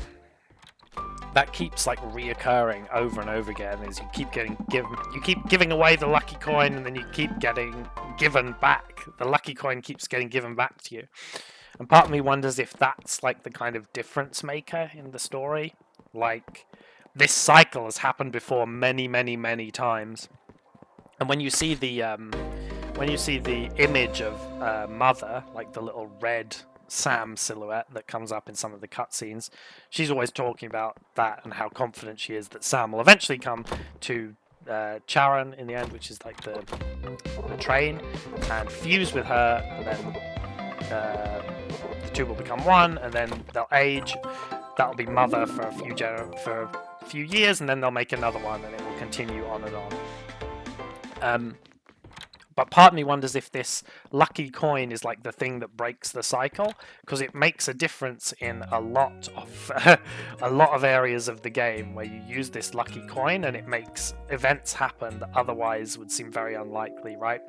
Like, the lucky coin is the reason that Sam meets Lee there, and then Lee is really important later on in the story of this chapter, right? You spend most of chapter 3 trying to sort of like, Alva and Lee have like fallen out, and they don't really talk to each other anymore, even though they're like brother and sister. And then you spend a lot of time kind of like trying to reconcile their relationship. And if Sam hadn't met Lee there, I don't know if that would happen. And then later on down the line, I don't know what that would mean for when you protect the town with the fan from the miasma the first time, right? Or what it would mean in terms of spoilers, but you're going to see this anyway. When you fight Solomon, Lee specifically makes the choice to, instead of like seeking medical help for Alva, he keeps the dam running and keeps the fan running while you defeat Solomon. And part of me wonders if you might have made a different choice there if you hadn't had the coin. But anyway, a bit of speedrun commentary now. So this map you actually don't have to do. You can clip out on the previous map and then walk back into the loading zone here, and end up here, and then walk back into this map, right? And that avoids the need to burn all of those plants to progress through. So you need to do that for the flamethrower skip. You can do it without skip if you're not skipping the flamethrower, and it is slightly faster, but again, it's very difficult. And the time saved isn't very much. You go out of the way here to get an advanced gear part. This is probably one of the slower advanced gear parts, not the slowest. So there might be there is a better candidate for that one, but much later on. So you have to wait for longer before you can upgrade the weapon. I don't know if it's worth it, which is why I pick up the advanced gear part there. And then here, again, the turbo is not doing what I want it to. So you have to separate these just to move through. And then this is the end of the gameplay. Pretty much this section, it's just this, and then you do the same in reverse to walk back. But yeah, if you had done the skip to not burn down those plants, then you would again need to clip out of bounds here on the way back to make sure that you can actually progress. And then also, you wouldn't be able to get that advanced gear part in that house there either. You'd have to get another one somewhere else. If you wanted to still upgrade the gun at the same point, you'd need to get another one within this chapter here, which would be slower. This is the fastest one you can get in this chapter. Probably the fastest one you can get in this chapter. Like, for example, if you see that bomb, that wall there on the north that looks a bit different, you can bomb that and do like a mini-boss fight, and that has another advanced gear part in it. But overall, it's much slower than just getting that one in the house there. But if you were to do the flamethrower skip, you probably want to either upgrade your weapon later in the story, or later in the run, or because doing that one is just really not viable, I don't think, time-wise. It's much longer, and there's a cutscene attached to it for like all the enemies spawning and all this. So And now you can see we're back at the station.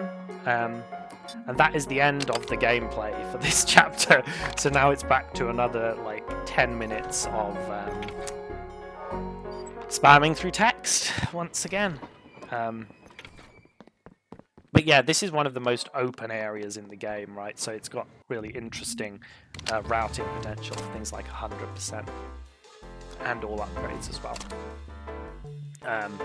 So here I do a little misclick on the menu for fast traveling, which is a bit annoying, but again, it wastes like 2 seconds over the course of 3 hours, so I'm really not worried about that sort of stuff happening. Like I do think there are a lot of points in this run where I've lost like a couple of seconds here or there, probably adding up to sort of like, like 4 or 5 minutes over the course of the entire thing. And then also, there is actually a death. I do die later on. Once during the movie segment of Chapter 6, which is actually a pretty quick death, because there's not like the whole dying animation and the do you want to continue screen and all that, so it's pretty quick if you die there. Probably only wastes like sort of 10 seconds. But there is a death later on to one of the bosses, because I just play like an absolute madman and take too much damage, although I do think it was very close. Like I almost killed the boss, but I played it a bit too risky. And so that probably cost me again sort of like 1.5 to 2 minutes. Yeah, and then all of the clips could be a little bit cleaner. So I think overall I could easily see myself doing this run about 10 minutes quicker, and then I could see someone a bit more skilled than me probably bringing it down to around a 3 hours 10 minutes mark without too much trouble. Yeah, whether or not anyone else will do that, I don't know, because it is a long game. Like people generally seem to be more interested in the individual levels than the whole game run,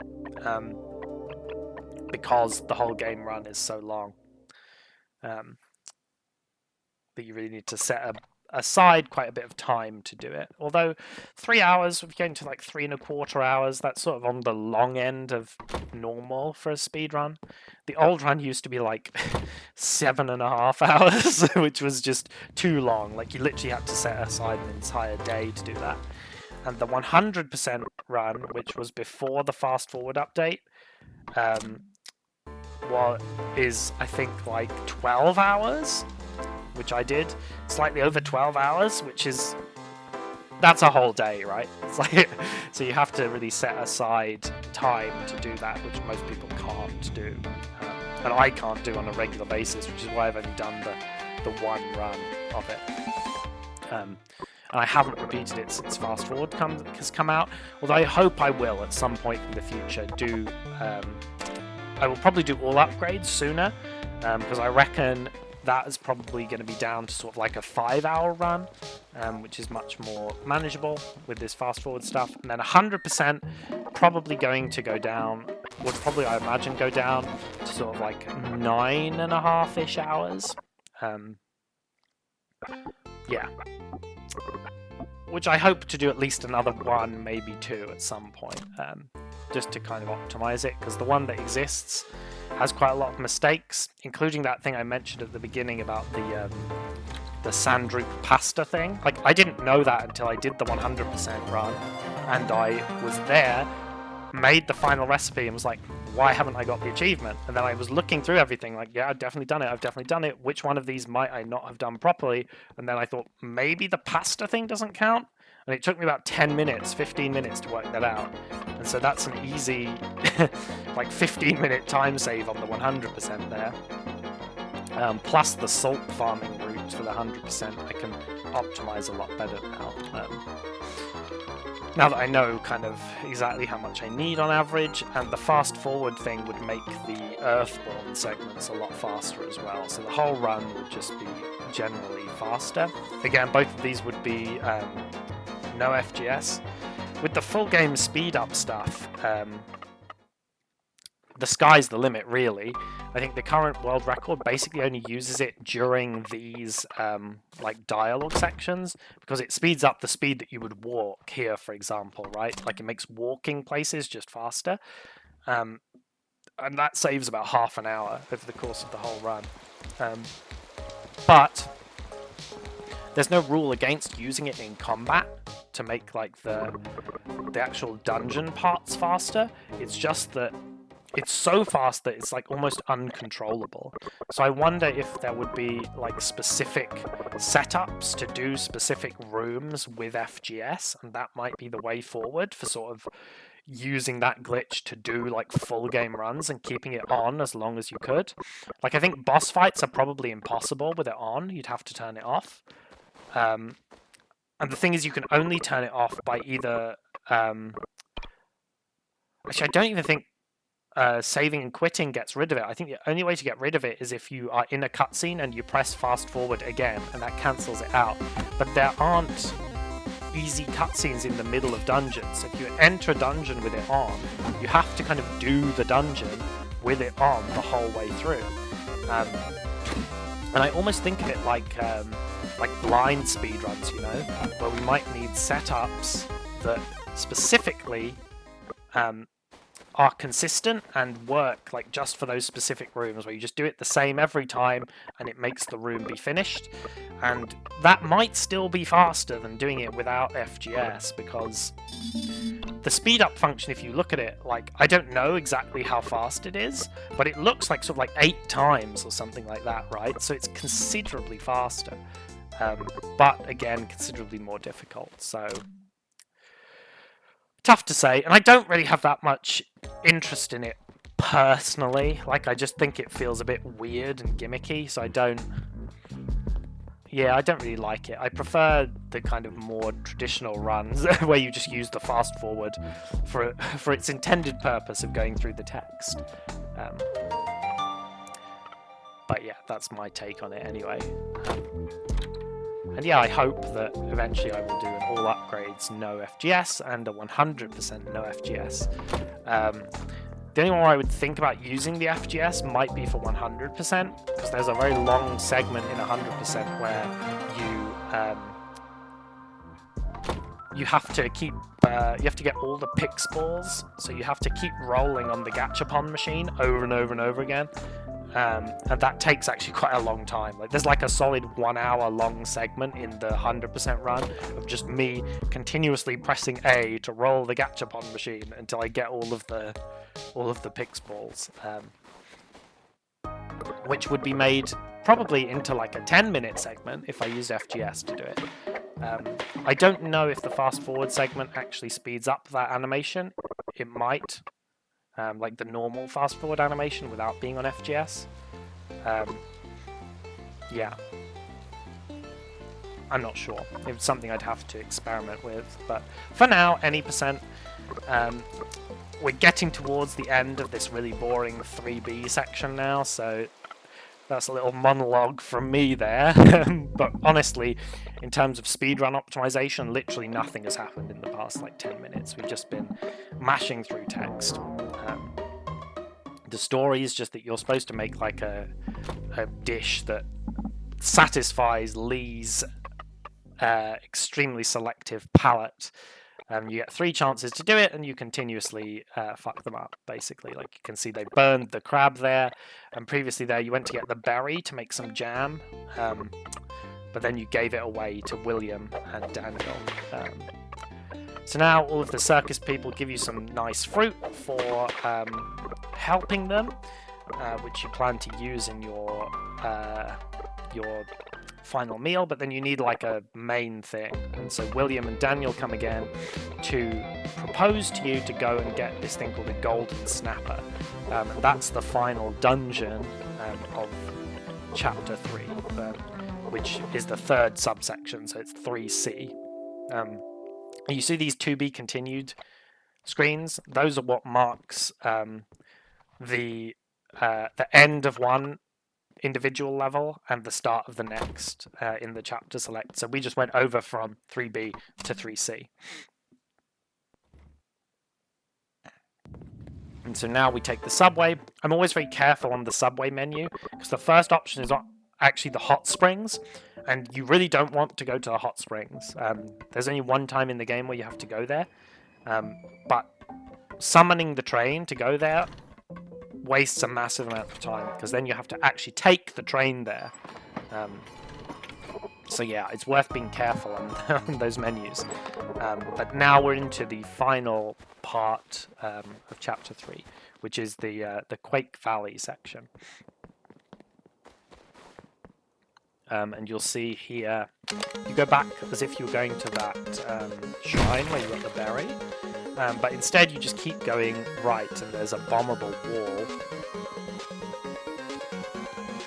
Oh, it's not even bombable. Like, if you go there in chapter earlier on in Chapter 3, you have to actually bomb that wall, but I guess it gets automatically opened. Again, there you have to go through those plants. So if you were skipping the flamethrower, you'd have to go out of bounds and go around and then walk through the loading zone here. And there, that's a quick third gear part to get. And I'm just checking here that I've got all 3. And so that's all the gear parts done, and now we just need one advanced gear part. And then this is the really difficult room, like to get through these flowers, really hard.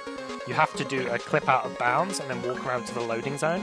But behind the loading zone, there is like a maze of invisible walls, which just make it really difficult to get into the loading zone backwards. And it took me the first time to do it, literally just like trial and error, like mapping out where I thought my character was. Because you actually can't see off the screen. Like, it would make it a bit easier if you could, but you're literally in the dark trying to navigate through this like hidden maze. And so I kind of mapped it out, and I have a drawing of it somewhere in the guide section on speedrun.com, showing what I think the maze looks like. And I've managed to get through, but it almost always takes me like more than one try. But it's quite a long maze as well. So yeah, it's difficult. And even the entry point, so if you imagine you're going into a maze, the entry point to the maze is off the screen, right? And then you have to go all the way through it and then back into the loading zone. So it's quite difficult. And as I say, it only saves like, a minute, even if you do it optimally. So it's really like a hyper optimization, or if you're wanting to do like a low percent. So here I make some food, and the first one you see, I have to do the animation. But now I'm making the same thing again. I'm making another salad. And so there, you didn't even see it. In the bottom left, there was a button that said skip. And so I skipped it, and then I get the food straight away. There's also, I've noticed since the fast forward patch, this screen is very pink. And certain other screens seem to have their colors changed a bit. I don't know if they just changed the filter for when you're on low health to make a different color, but it just feels different to me. This is another place where you can actually come early, but there's no way to get through that gate to Chapter 3 because this is a non-combat map, which means that you can't place bombs or anything like that. You can tell because the hearts in the bottom left are grayed out. So there's no way to actually get through that gate. Here, this is a map where you could clip out of bounds, but it really saves no time, so we just do it the intended way. Which is to blow up these, and then follow the raft. And you can play quite inefficiently here. It's actually fine. As long as you get to the raft before it's like, before it's ready to cross, like I have here, you're really wasting no time, right? Just waiting for the raft. Yes. Okay. And then this is just a short, like, in-between map. I think I missed the quick... Yeah, because this frog fucks me up. So I missed the quick hit here. I have to wait for the bomb. And then I'm playing pretty cautiously again, because your health is still, like, pretty low at this point. I miss out the quick explosion again there, which is unfortunate, but it is what it is. And then there's this map, where you can actually clip between the garbage in the middle there to skip this bit, because there's no way to get a quick explosion on those pillars. Like, there's no angle that actually allows it, so you have to kind of just wait for it to explode to drag this thing out. So you can clip through. Again, it only really saves time if you get it first try. So I don't go for it. those enemies there that fire the spikes do an insane amount of damage, by the way. They do 2 hearts per spike that hits you, which at this point, again, that's like 1/3 of your HP that's just gone. So we take the kind of long route round here. You can do a sort of more risky strat where you don't go into this top section, you just hit the bomb from where the raft is now. But I don't do it, and then I use the Sonic Punk to refill my stuff, and you notice that I do it here because the raft is actually still moving with me on it, so normally the game kind of all pauses while the Sonic Punk thing happens. But there I'm actually moving while the Sonic Punk is going. And then this is the final advanced gear part. And now I have 3 of each, which means I'm not going to collect any more. I don't think I collect any more chests at all for the rest of the run. So that's it. This is just like an in-between map. I don't really know why it exists. A bit more food here. This is again a map that is full of these annoying chompy plants. And I think this next... I know there's this one more in-between map, and then the next map has the last clip before the final boss. So here you can once again clip out of bounds using the same method as I mentioned in chapter 2. You just place the bomb, do this, and then I'm out of bounds. You either end up on the water or out of the side there, it doesn't really matter. You can just walk around. If anything, going out of the side is slightly better because it means you can just walk around straight into this loading zone. Or can you? I can't remember. Either, I don't think you can actually, I think there's a wall. But you can clip back inbounds fairly easily there. And the inverse is if you end up on the water, you clip back inbounds on the other little concrete block that's in the water there. And why do we do that? Because it ends up with both characters on the same side for this puzzle. Like, that's normally a puzzle where, again, your 2 characters are supposed to be split on each side and you have to keep switching back and forth. And it's just very slow. I originally actually found this as part of the flamethrower skip because there are plants on the other side, right? So I knew if we wanted to get past this, we would have to go onto this side where we didn't have to burn through any of the plants, and both characters would have to be on this side. But it turns out it's also just generally faster to go on that side, so now we use it in any percent as well. So that is one part of the quest to skip the flamethrower that actually ended up being useful for the overall run. And then there's this thing, this minigame thing. I have no idea, like, why this is in the game. Like, this just sucks. Like, the hitboxes for hitting the wall is ridiculously large. Like, you just get stopped all the time, even though it doesn't look like you hit the wall at all. And it's constantly winding back and forth. I'm not even convinced that actually going faster makes this end quicker. Like, I feel like it's just like an endless scroller, because the actual structure of the tunnels that you go through isn't actually the same every time. I think it's randomized. So I don't know if you actually, like, there is a set distance that you have to go, or if after a certain amount of time it just ends. And the reason I say that is because a lot of the code for stuff in this game is just jank. Like, it doesn't work in the way you think it would work.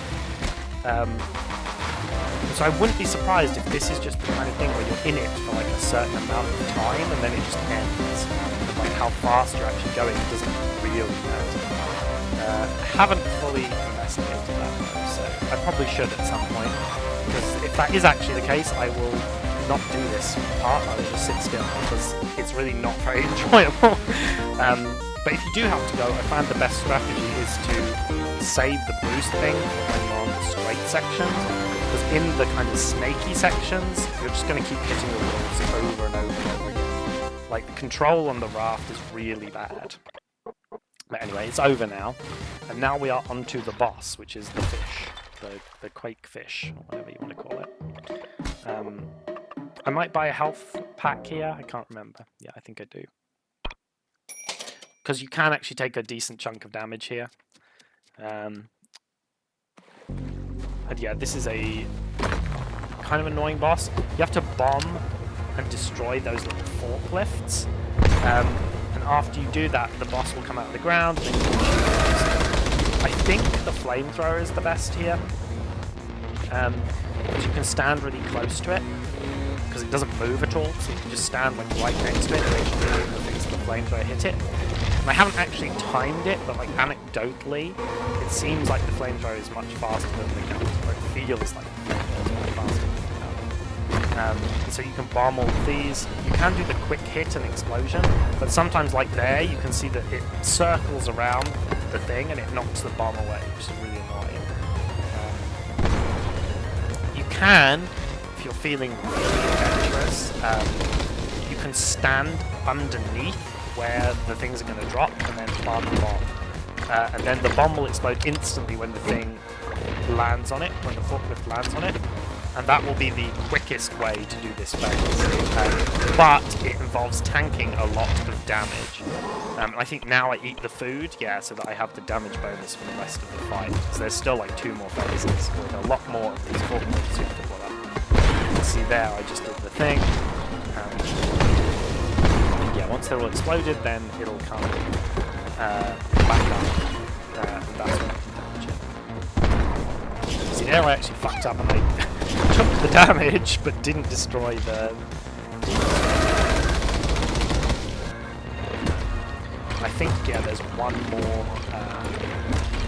more cycle of destroying those forklifts, and the fight should be over. You can see there's fairly regular bomb refills here, and I don't even have to destroy the forklift, it just came up.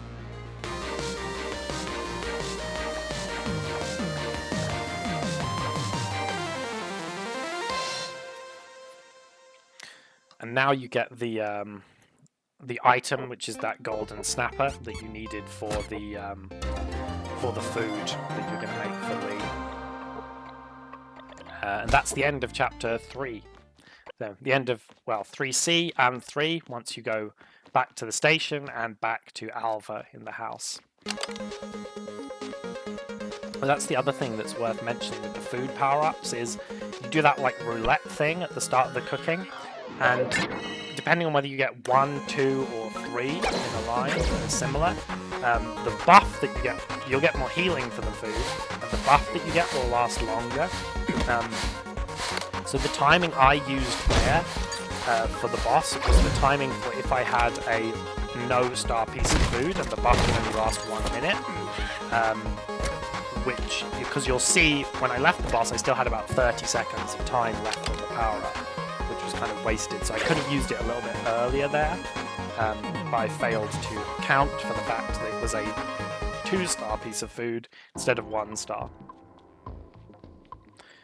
But yeah, now I'm just making my way back to the station, and then I'll go back to New Dam City, and then we'll get into chapters 4 and 5, which are much faster paced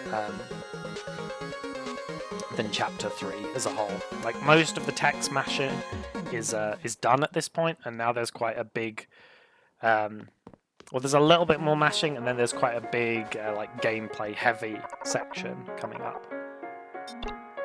Again, remember not to go to the hot springs there. You really don't want to do that.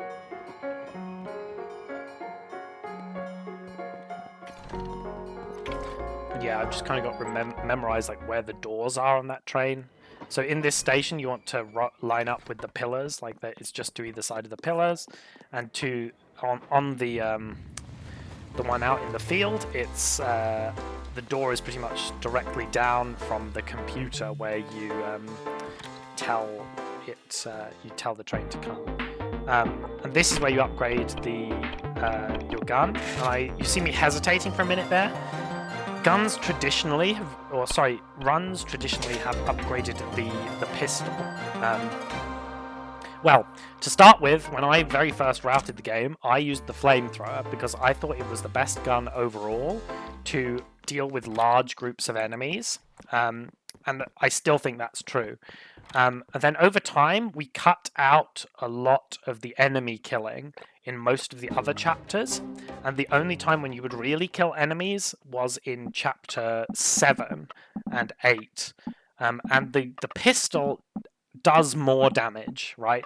On small enemies, it will overkill them, like you don't need the upgraded pistol, but when you get to the stuff in Chapter 7, it'll take like 2 shots with the upgraded pistol versus like a bit longer channeling the flamethrower. So we switched over to using the pistol then to fight the enemies in Chapter 7 and 8. Now, though, we actually skip the vast majority of the enemies in Chapter 7 and 8, and most of the stuff we do where we use the gun is actually back to being the crowd control stuff. It's like in Chapter 4 when we do the sort of sludge monsters. Flamethrower is very good versus that because they split up into all these small little ones, and the fully upgraded flamethrower kills those in one shot. So you can just kind of click fire and just like rotate your character and just kill them all, which is very fast. And then all of the other stuff later on in 7 and 8, we actually mostly skip now. And the flamethrower is also really good on the second phase of the final boss, because there's 3 heads that are all stacked really close together. So if you use the damage buff and use the flamethrower, you can just kill them all, like, more or less instantly. And so now I've actually switched back to upgrading the flamethrower instead of the pistol, because the things that I use the pistol for are really no longer in the run. This is a mistake, so if you continue to hold down the fast forward button here, you can actually fast forward that heart gaining cutscene. But once you release it, you can't put it down again, sadly, so I lost a little bit of time there. But yeah, so that's why we're back on the flamethrower, basically. I don't know if other people are going to implement that in their runs or not, but that's what I decided to do for this run. And I prefer the weapon overall. I find it nicer to use, because the range on the gun's really bad. The third weapon you can upgrade is the cog shooter. Or is it the saw shooter? I can't remember what it is, but it basically shoots these blades that like bounce off the walls and they stick in enemies. And honestly, if we got that gun earlier, I would probably upgrade that. But you get it so late that it's just not viable to upgrade it. Like, I use it in all upgrades for a lot of the bosses because I have to upgrade it anyway. But if you wouldn't have it then for this Solomon, the first Solomon fight, and the flamethrower is again really good on the first Solomon fight because he summons a lot of adds, which you can kill instantly with the upgraded flamethrower, and then it seems to do a lot of damage to his main body as well. I'm convinced that certain bosses are weak to certain types of enemies, but I haven't really been able to find any data that like supports that on like the wiki or anything like that. Like, this game is very under investigated in that way, and so all you can really do is try and test each individual boss with each of the weapons in their fully upgraded states and see if any of them kill them more quickly. But I'm convinced, for example, that that Solomon 1 here is actually weak to the flamethrower, because the flamethrower seems to absolutely destroy him, and it might be because I think he has 2 hitboxes. Like, he has 2 arms on the boss, and I think each one takes damage and each one has a hitbox. So it seems like the flamethrower just does a lot of damage to him, especially when you compare it to the old route with the gun. And then there's the Solomon 2 boss, which I think is weak to the cog shooter or the saw shooter or whatever it's called, because that seems to do a lot of damage. But then again, that might be because it sticks into them, and that's a moving boss, right? So it's much easier to hit it more often with that weapon, so it's hard to tell. But here we're in one of the last kind of text-heavy bits, and these are the sludge monsters that I was talking about that the flamethrower is really good against. Sam is also really good against them as well, so when we had the gun, the main thing was to rely on Sam. And now I just kind of use Sam to split up the monsters, and then I switch to the flamethrower and I just kill them all like that. Which I think is the quickest way to deal with them. Unless you can get them all like perfectly lined up and then just spam Sam's attack, which just kills them all as well. And that's what the strat was when we used the gun. But you'll see them again, another 2 groups of them actually, in just a minute. And I use pretty much the same strategy. Like, it seems very consistent to just break them up with Sam and then flamethrow all of the little blobs. And yeah, that's the approach that I take. As you can see there, I was trying to get them all lined up. 2 of them lined up, but then the 3rd one went north, which is pretty annoying. But I recover from it fairly quickly. But if those had all lined up and kind of followed along the line of stalls, I could just spam Sam's attack and kill them all, and they would actually die really quick. It's just they don't always behave consistently. And then there's a 3rd group of them here, which again, they're quite hard to line up.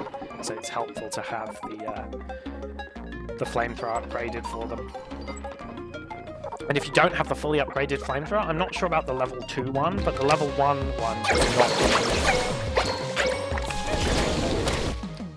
Whereas there, you can see the level 2 one just instantly kills them all. Like, all I did there was hold down the button and rotate, which is pretty good. So yeah, now we're back onto some more text spamming, as you do. You go to visit the control room of the dam, and I always like this. This is one of the cutscenes that was my favorite back when we had to watch them all, because just the music goes really well with what's happening. It's pretty hype. But the thing about the fast forward thing is it kind of desyncs the music in a lot of the places, so it just doesn't have the same effect.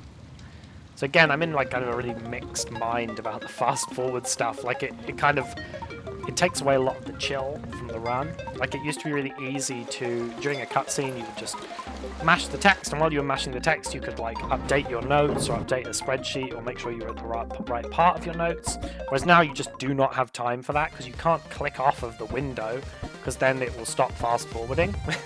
And so yeah, it's a lot less chill now. I don't know what I would do for 100%, because keeping track of what you have and haven't collected is really important for 100%.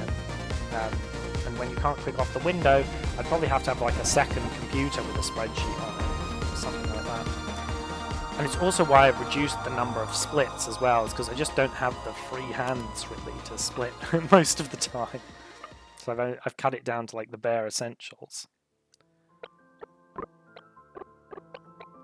Yeah, this is just more text mashing, and then we will get into a section that is mostly just gameplay, and I'll talk about one of the oldest kind of skips that we have in the run.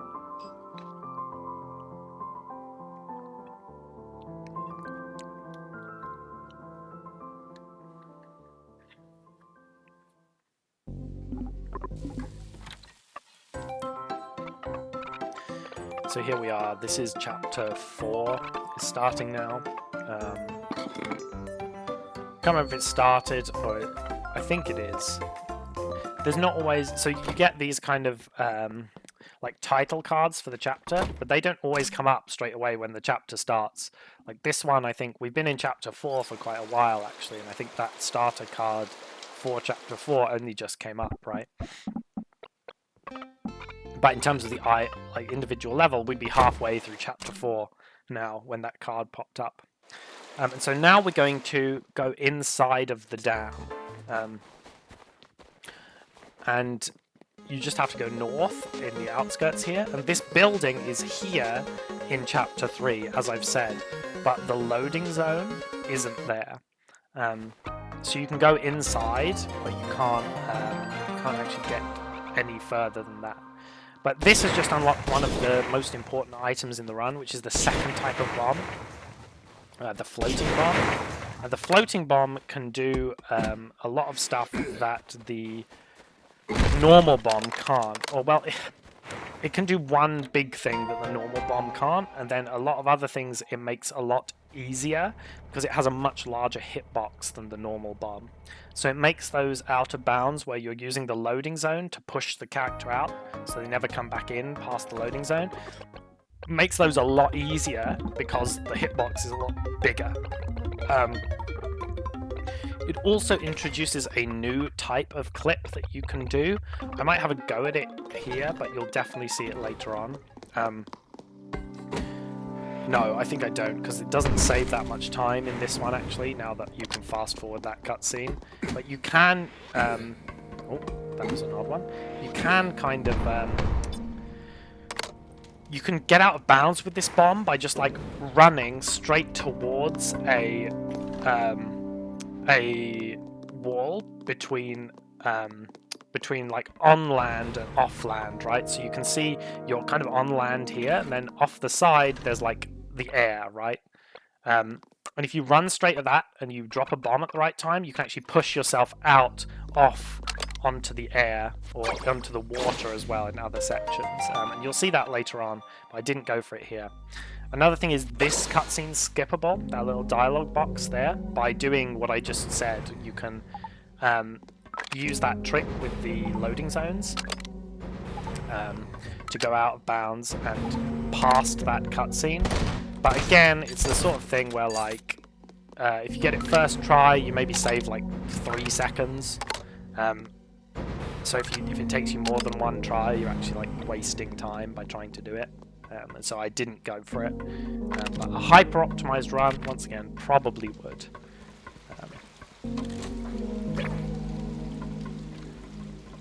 And then this one, do this room pretty much as intended, and then you're onto the... Oh no, there's one more room, and then you're onto the main dam room. You can probably clip through that door as well, I'm not 100% certain. Some of those locked doors, like some of them are really thin and you can clip through them, and some of them are really thick and you actually can't. And you'll see that in the in this room here. This is the main room. And this is the very first big skip that was ever discovered. So there's the 2 sides off to the right and left, which are basically the rest of the dungeon. And there's switches at the end of each one to open this door. This is quite a thick door, so you can't just clip through it using one bomb. You have to use the charge storage. And that's what I'm going to do, and that skips a huge portion of this dungeon. But before we knew what charge storage was, basically you would wedge yourself between that little the little box on the right hand side and the wall, drop a bomb and just spam swap characters and hope to go out of bounds. And it was doable, but it was very high RNG. But this saves, if you actually get the skip, it saves like 20 minutes, so you could spend so long just trying to get that skip, and you would still save time. But the charge storage method is much more consistent. You saw there it took me like 3 tries to get through, and that saves, as I said, about like 20 minutes of gameplay. This is a puzzle room that we used to have to do before we found charge storage. And then when we found charge storage, we discovered that you could once again clip through this door over here using charge storage, which skips having to do that puzzle, and it skips having to do the a little cutscene that happens here as well. And then after we discovered that it was possible with charge storage, some people experimented, I can't remember exactly who it was, and found out that door was actually much thinner than the main dam one, which meant that you could clip through it the quick way like I just did there. I mean, that's pretty consistent as well, and much faster than getting charge storage.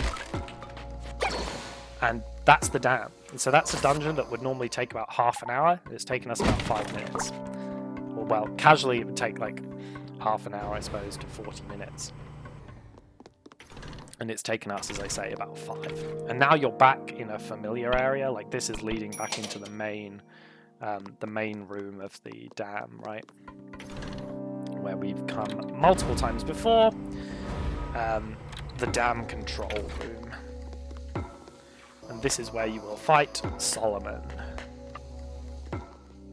I think I actually get a sub 2 Solomon, which is insane.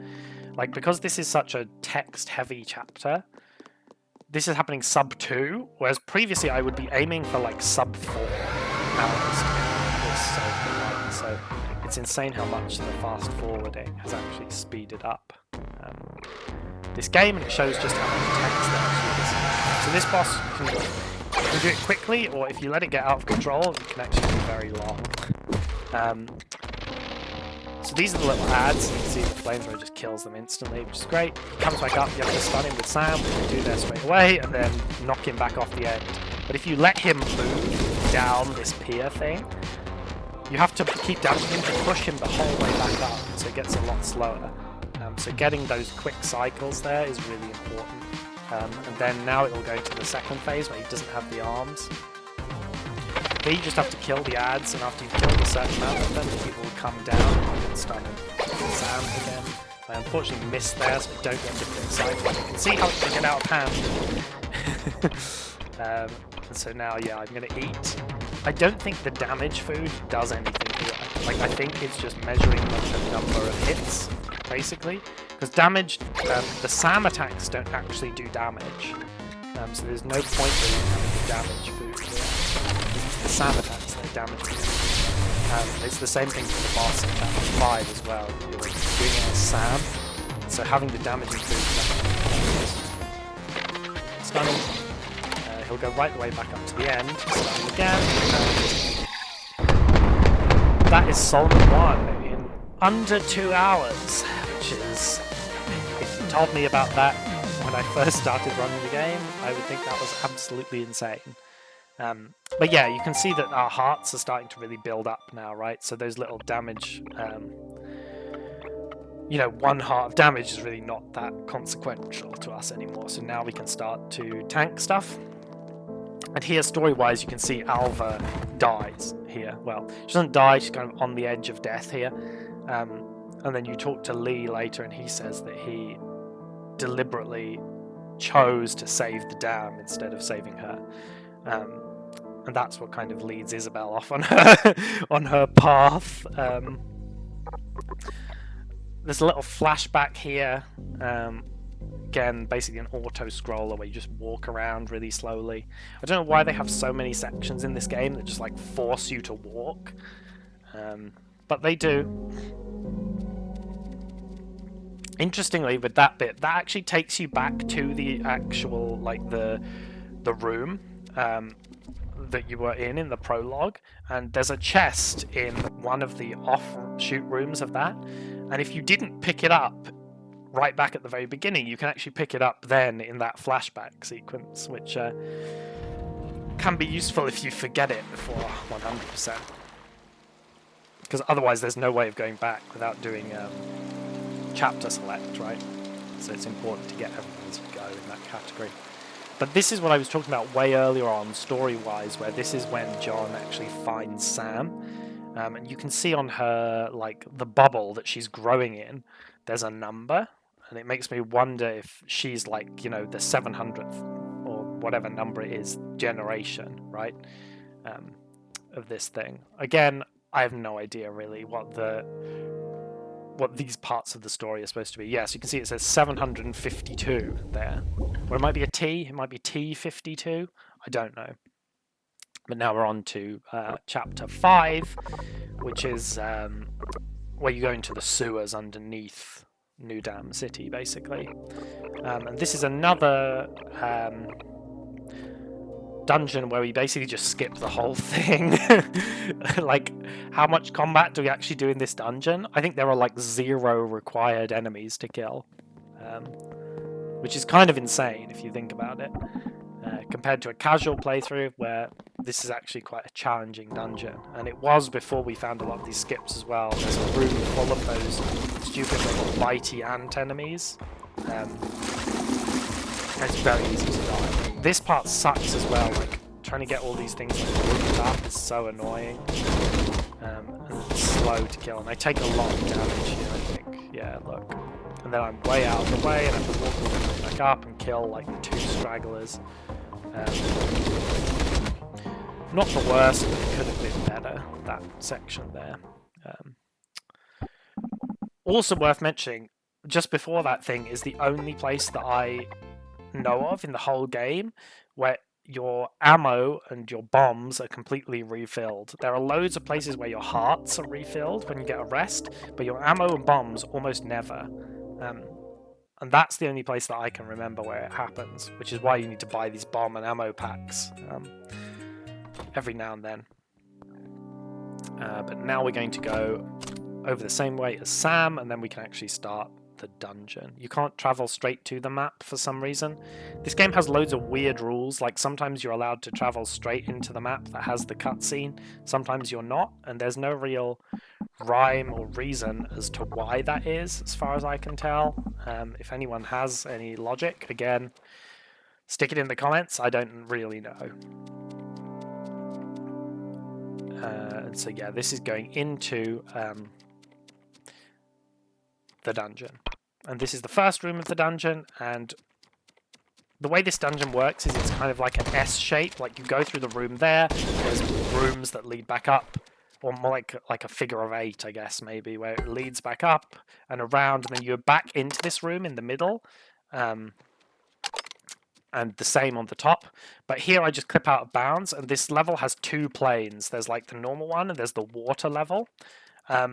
And I've just clipped out as John on the water level, but the door to get out on the other end of the dungeon is on the ground level. And so you can see I walked straight through the loading zone there as John, but I dragged Sam, who was still on the ground level, with me, switched back to her, and then used her to open the door. Because you can't go through the loading zone there as John, because you're on like the wrong level, the wrong like plane of the level. It took us a while to actually find that, but once we did, that skips about 10 minutes there. And then there's a couple of these rooms that you have to do. I don't know why I switched to the gun there, to be honest, because there's only one enemy. But I should have just ignored it and moved on. I take this for some extra food later on, because it's not very far out of the way. I take the Sonic Punk. Like, I like to save the bomb ones for when I like really, really need it. Because later on in the game, you actually lose the Sonic Punk. And the only way to restock is with the by drops or with the packs that you buy from the vending machines. And you can see there were those 2 ants once again. And getting hit by those is really easy, and it interrupts your charge, and yeah, it can all get out of hand.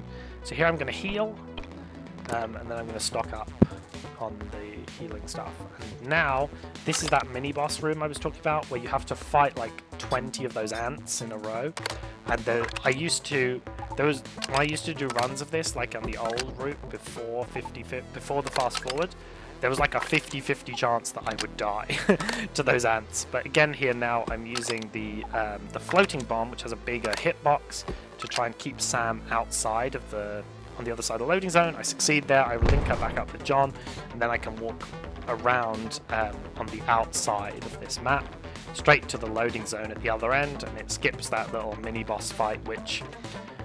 The mini-boss fight doesn't actually take that long, but there's a very high chance that you die. That's another thing I've noticed since the fast forward patch, is that when you're cooking, John is always running in the background, which didn't used to be the case. Yeah, so again I make another thing of 3 vegetables, which means I can fast forward it, and then I've got another one of these. This is not actually to use, it's not to use on this boss, it's to use on the next boss in the next chapter. But I made it here just in case I need the food on this boss, because I have some extra lava cookies, so I can always make more of the attack food if I need to. But this is the kind of multi-purpose, right? If I need the healing, I'll use it. If I don't, I can hold on to it and use it for the next boss. So here you just have to hit like 1 of the Sam clones each time. And then it progresses the cutscene. So eventually,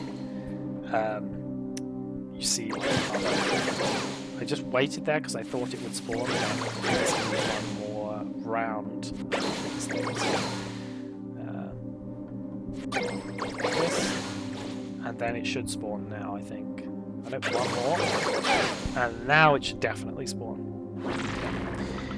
This is where you learn that you can like fully charge up Sam to break these larger like bubble barriers, which is basically from now on in the game that is the main function of Sam, to break those barriers. Here, if you charge up straight away after the second knockback, you have just enough time to fully charge before the thing gets to you, which speeds up the fight significantly. But you can only use one of those big blobs every now and then. Like you'll see after you use it, the bar goes red, which means you can't use your psychic abilities at all. So what I want to do here is I wait until it goes across the stage, because after it does that, it won't do that again for a while. And so you'll definitely have time to charge up. And then that one looked a bit dodgy. And now you can see it says error on the bottom red bar, and then it says minus whatever. You have to wait for that to fill up again before you can start using your psychic abilities again. So it's going to do this thing, which is weird. It doesn't really do that until much later, but it's fine. I now just have enough time to charge, and here it comes. You have to do this, I think it's like 6 times you have to hit the boss. So I've done it twice now. You might be able... The thing is, if you start charging before the boss has gone across the stage, it will just appear quickly, jump up and interrupt your charge. So there might be places where you can sneak it in, I'm not sure. This one was really weird because it kept doing that, and it doesn't normally do that until... like, you can kind of predict what it's going to do based on how it moves, whether it's on the top or the bottom of the screen. And normally, it does that attack very rarely. Here it did it 3 times in a row, which I've actually never seen before. Here you can tell when it's going to charge by whether its eyes are red or not. Again, as soon as it's dashed, to start charging. I think I've hit it 4 times now, so it should be 2 more. It's actually quite a long boss, this one. Yeah, the only other thing to be careful of is I have once wasted and had to do an extra cycle because I fired my blast too early and it hit one of those barrels, which blocked it, and then it didn't hit the boss. So do be careful of that. Do this again, blast it, and then the only problem is now I'm kind of here. I can either wait or I can just walk across. I don't know if actually walking forward does anything, or if like it's fine to just stand still constantly. I've never actually tried just standing still constantly. This guy's going to charge, and then I'm going to charge up. I think this will be the last hit. You can see those barrels there, right? So I'm aware of this. Do not let go of these barrels. And yeah, that's the 6th hit, and it is dead. And that was a decent one of it. I got the early hit at the very beginning of the fight, and then I didn't miss any of them. So I think that fight is kind of like an auto-scroller. Like, I don't think you can gain very much or lose. Well, you can lose time by making a mistake and missing one of the shots, but other than that, I don't think you can change how long it takes very much. And so this is the very end of chapter 5. Going to leave this now and go into chapter 6. Chapter 6 is the chapter that is pretty much identical to a casual playthrough. There's only one trick in it, which saves like a minimal amount of time. But thankfully, it is also the shortest chapter casually as well. So yeah, it doesn't really matter that there's not much way to speed it up.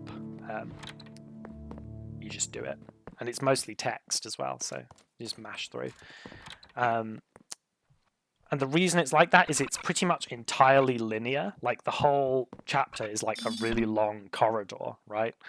And so there's no like branching paths or anything where you can try and get ahead of where you should be.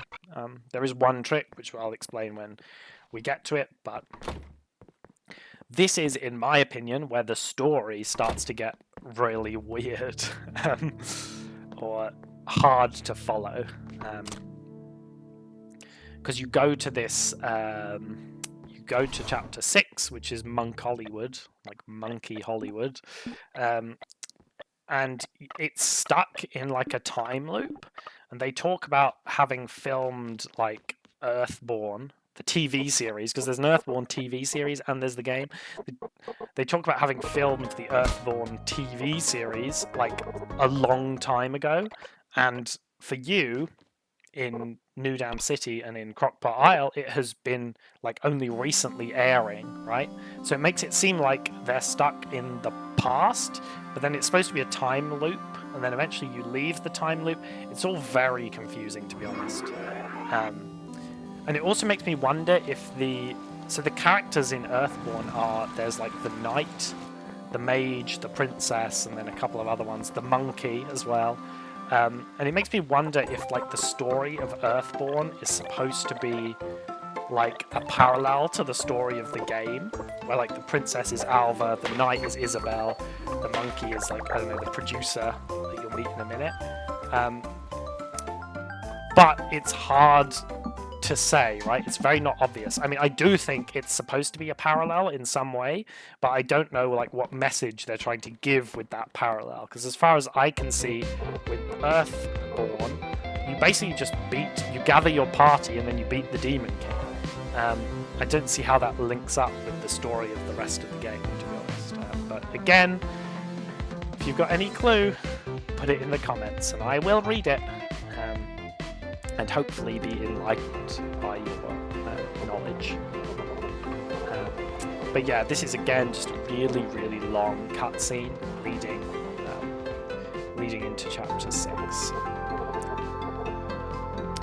But it's always exciting when you do a run, or at least it used to be on the old runs when you would leave New Dam City, because then you're kind of like firmly out of the mid-game and into the late game. Like, the game speeds up a lot after you leave New Dam City. Because you leave New Dam City, here you can see it's 2 hours 15, more or less, I left New Dam City, right? And then you have to do chapters 6, 7, and 8.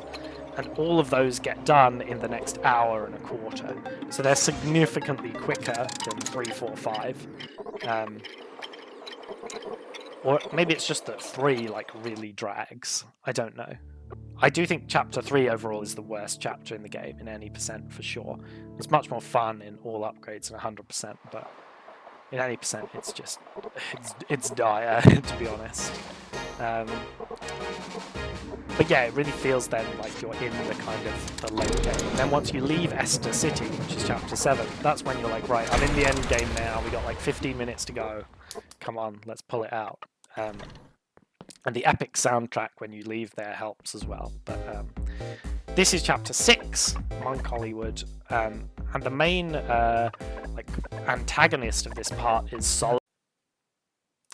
Right, my apologies, sorry, I had to restart the video because my computer actually crashed midway through. I was trying to do the whole thing in one take, but I'll try to continue from where I was. So the main antagonist of Monk Hollywood is Solomon again, but as I was saying, he's sort of like 10, somewhere between like 8 and 10 years older. Like he looks to be around like 60, somewhere between like 16 and 20, I would say. Obviously 10 years haven't passed, right, in game time, well, in the game world, since we left New Dam City and went to here, Monk Hollywood, right? We weren't on the train for 10 years. But he has aged 10 years, which again kind of brings up the possibility that maybe he is a clone at like a different stage in his development, but then he also seems to have met you before, so it's all very confusing as to how he suddenly got that old. Just to say quickly for this little bit, the quickest method is just hit the ball straight back, eventually you destroy this puppet thing, and that's the quickest way to end this little section. But yeah, the thing with Solomon in the story, I'm not sure. And then again, when you go to chapter 7, you meet him when he's super old. You know, he looks to be in like his 80s, 70s, 80s or something. And again, he seems to know who you are. So I don't know if it's that these time loop parts, like Monk Hollywood and Esther City, are like outside of the normal time, and like they're just happening over and over again, and the people that these Solomons think they know are maybe previous versions of earlier cycles, if we're going with the sort of cycle approach. But yeah, it's really hard to say. Otherwise, outside that, it doesn't really make much sense to me. They could be clones, but then why does it have the memories of having fought you before? Because that specific clone, if it was only on Monk Hollywood, would never have met you. But anyway, this is a sort of auto-scroller section, basically, where you have to do these combat things. I try to just get rid of the stacks of frogs like, as quickly as possible. Like if you knock down a big stack and then fire again afterwards, it's everything in the stack. The blue ones take 2 hits. I'd say overall, most of these are easy. There is one enemy which is a banana type thing that works really quick. And that's a bit harder to do unless you take some really safe strats. But the upside is you can see up to 6 things at the top left. If you lose all of those, you have to start again, but you don't actually die, so you don't go through the whole death screen and all of that. So it's fairly quick to restart if you make a mistake. Try and get as many shots as you can on that really round frog here. So you have to wait every time to scroll back across the screen to hit it once. It takes like 6 hits before you actually hit it. So I spent ages just sitting here waiting for it to come, moving up, turning back, hitting. You can only get like 1 hit per pass. So this bit takes the longest. But it's fairly easy, it just takes some time. And then this screen here, I think, is the one with the banana enemies, and if they hit you, they deal 2 of your health. You only have 6, so if you get hit by anything else, or get hit by the bananas more than once, as you do, I do here, you can very quickly die, especially if you get away. I think I die here, and I have to repeat the whole thing, which is probably like a 30-ish second time loss, because I'm pretty deep here. 2 bananas spawn, and I think I died to the second one. Yeah, there you can see. I got hit by a frog and hit by a banana. I think I'd take a very cautious approach to the next set of enemies. I also remember when I used to do old runs, like I don't know if this is just me kind of misremembering, but I feel like there were much fewer enemies in the past when I used to do runs than there are now. So I don't know if that's been changed in a patch or if it's just me like misremembering. You can see I get bitten by the banana again. I'm kind of terrible at this. Like, in almost all my runs, I have at least 1 death in this specific section, but at least it is the fastest section to die in. And then you get to the last bit, which is kind of this, you defend this actress, well, monkey actress in the center. That's pretty easy. She shouldn't really take any hits. They spawn so slowly, you can kill them all before they even get to her. And then she turns into the final boss. The final boss you can actually... it really can't deal damage very quickly, so you can pretty much tank all the hits and just keep spamming fire, and you'll kill it before it kills you, so it's actually pretty easy. But there's no real way to skip further in this, like you can't do bombs, so you can't bounce things, you only have the one gun. So yeah, it's really difficult to skip forward, because again it's just sort of a series of rounds, one after the other. Purpose to skipping forward. And the other sections of the train are non-combat zones, so it's not like you can get early into a part of the train that's further ahead, which was the only thing I could really think of to try and speed up this chapter. Thankfully, I mean, it would be terrible if this was a really long chapter, right? Thankfully, this is overall a pretty short one. It's only about 20 minutes. So it's not too bad that you have to actually do everything the intended way. There is a lot of walking though as well. You can't fast travel in the train, so you have to walk up and down. The main thing you're looking for story-wise is some kind of item that lets you travel faster on the carbine so that you can outspeed your like shadow version and break out of the time loop. Because the time loop starts when that shadow version catches you. So yeah, you're hoping to go faster than that. But again, just logically, it doesn't make any sense because there's the one railway track, and if you go fast enough but don't manage to outrun it, you go to Monk Hollywood. But if you go faster and you do manage to outrun it, then you go past to Esther City. And if you don't manage to outrun it at all, you just start further back on the tracks.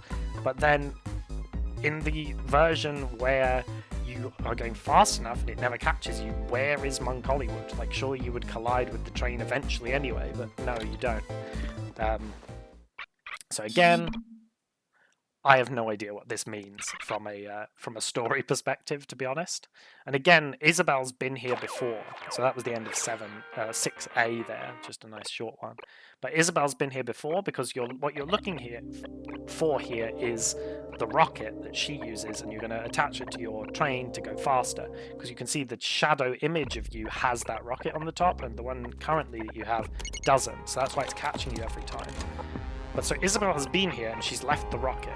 She left New Dam City with Alva on the rocket, right? So she's either been here in the past and left the rocket here, or she arrived here before you, left the rocket here, and then somehow still got to Esther City, because spoilers, she's there later on. I don't know how that sort of matches up with the whole time loop concept either, so it's very confusing, as I say, from sort of chapter 6 onwards. Or there's lots of kind of, the harder you think about it, the less sense it makes. And if you don't really think about it too much, you just go like, oh, that's cool, then yeah, it's a fairly fulfilling story, right? But the more you think about it, the more kind of like inconsistencies there are. But this is like a stealth section, and as with most stealth sections in most games, this is cycle based, right? So you want to get a good cycle. You can see there's lots of these moving parts, and you want to ideally be arriving at them at a time where you can immediately use them, right?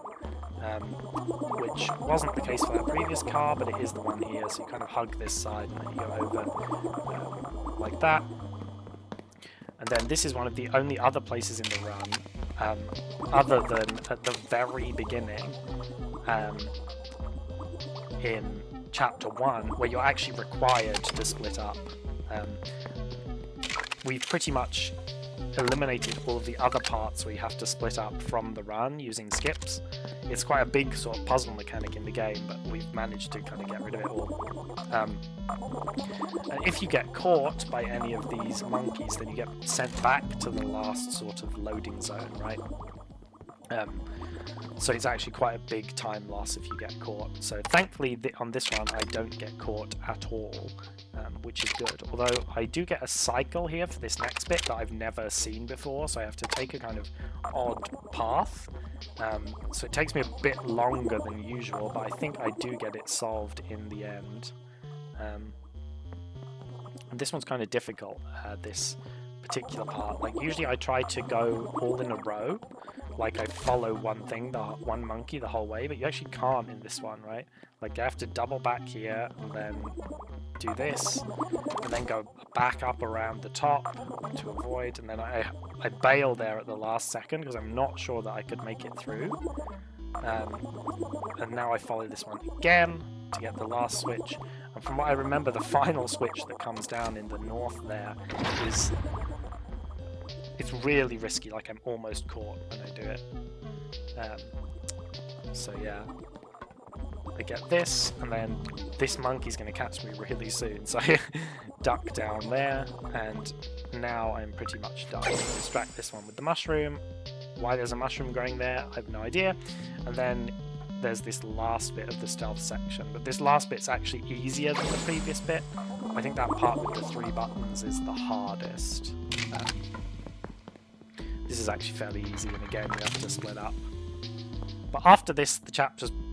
well, there's a little bit of combat stuff that's pretty quick, and then the chapter's pretty much done. So this is a nice kind of short one. And yeah, it's cycle based, as you can see. And you have to have Sam at the bottom first, because you need to have the mushroom so that John can pass on the top. But depending on where that camera is, it can make certain cycles viable and other ones not, you know? Like you might want to go immediately, but because of where the overhead flying camera is, you just can't. So here we are, another cutscene, and then you get your weapons back. So you can't use any bombs in that section, or any guns, because your weapons get confiscated. So now you get your weapons back, and so this is really, this next section here, that's the third weapon, the cog shooter. And this is the earliest you get it, so this is the earliest you can upgrade it, which is pretty late on. But it does have a few niche puzzle uses in this specific room, and then it's never really kind of required again. But I don't use it again other than occasionally on this train boss, depending on what it does. But yeah, this is the only part of this chapter where you can actually use your bombs and your guns and stuff like that. And so in theory, you could do the clip to go out of the loading zone and then walk around. But most of these things are just long and fairly straightforward. So again, if you don't get the clip like instantly, I'm not convinced it saves any time. And even if you do get it instantly, maybe it doesn't save any time either. Like, these rooms are very except for one where we actually do use that clip method, and you'll see that coming up, and that's because it skips a little mini boss room and a short cutscene that accompanies it. And I'll explain that when we get to it, which should be pretty soon in another like 1 or 2 screens. There's also a lot of those small blobs just generally being annoying, and you need the cog shooter for that bit there. So that's the puzzle for it.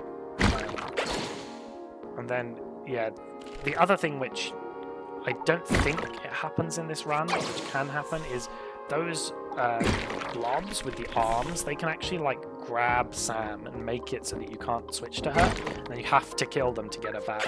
Actually, I think it does happen here, and that wastes time. It's just annoying, right? And it damages her as well. You can see I get her out there, but ideally you don't want that to happen at all. These like black blobs, and then you see I get her grabbed again there. I don't know why I didn't use the flamethrower. I think I'm trying to conserve ammo for the boss at the end, because it's actually quite a long boss fight. And I'm going to go for, it's actually pretty close here, I'm going to go for the heart container, because it fully heals me. As you can see, I'm pretty low HP. And it takes a little bit of time, but it's worth it for the safety, I think. What you don't want to do is pick up more than 4 of those across the whole run, because then you get a really long animation that tells you, oh, your hearts have been upgraded and all this sort of stuff, which wastes a fair bit of time.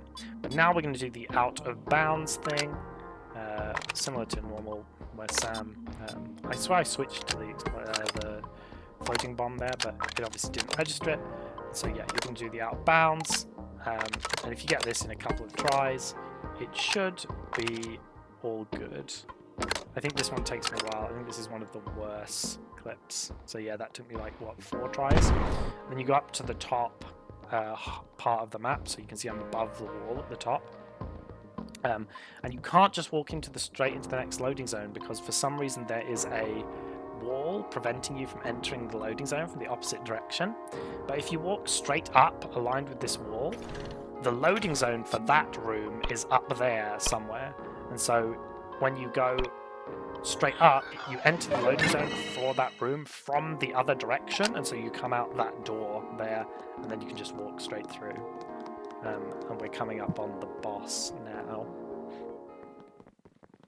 which is this boss. And I do die here, because I think I do. I just I play a bit too recklessly, and I use the food too early, I think, to recover HP, because it's quite easy to take a lot of damage in this fight.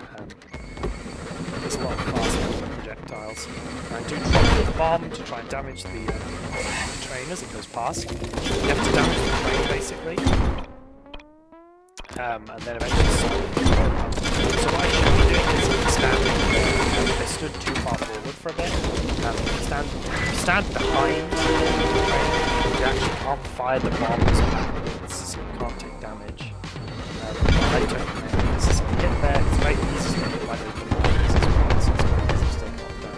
I tried to drop a bomb in the path of the train so that it deals damage to it as it drives past. The cog shooter can be good for this as well, especially if you haven't upgraded. Because it does a lot of damage to the train. So here I'm standing in totally the wrong place and it doesn't work. I kind of panic and push up, but then it takes more damage. I knock Solomon out, so it takes 3 times of knocking him out of the train to kill him. So I'm on the last phase here, but I really should have let the train head on there. I just held down the flamethrower. You'll see me do that in the next one, which does quite a lot of damage. I'm just taking too much damage here. So I think I did it by bomb. that's that. Like, I should have moved further to the right. And so that is the biggest time loss, I would say. The biggest single time loss in this run, because I was deep in the boss fight and died. But then this second attempt at it, I think it's super clean. Like, you can see as it goes past, spraying, dodging bombs, I don't use the food until later once I've taken a bit of damage.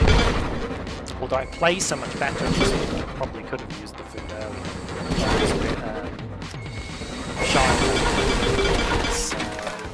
mistakes, right? And I think the reason you don't see me like spraying the train there as it goes away is I think as soon as it goes off the train after it's been downed, it resets the damage. I don't think the damage counts. It's idle there after the damaged Solomon. I think it looks like it's damaging it, but it's actually not. And you'll see what I mean in a second. You get hit by the train and it drags me across the screen. And while I have that, while that's happening, I have the flamethrower on. It seems you're getting lots of shots like this, where normally that's hard to do as it drives by.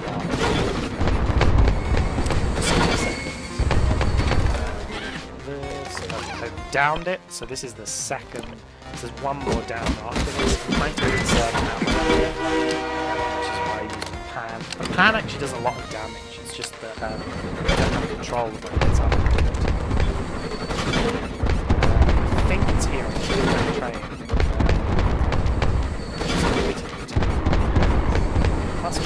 Yeah, look, so I get wedged. I hit it so many times there, but now when it comes back, I think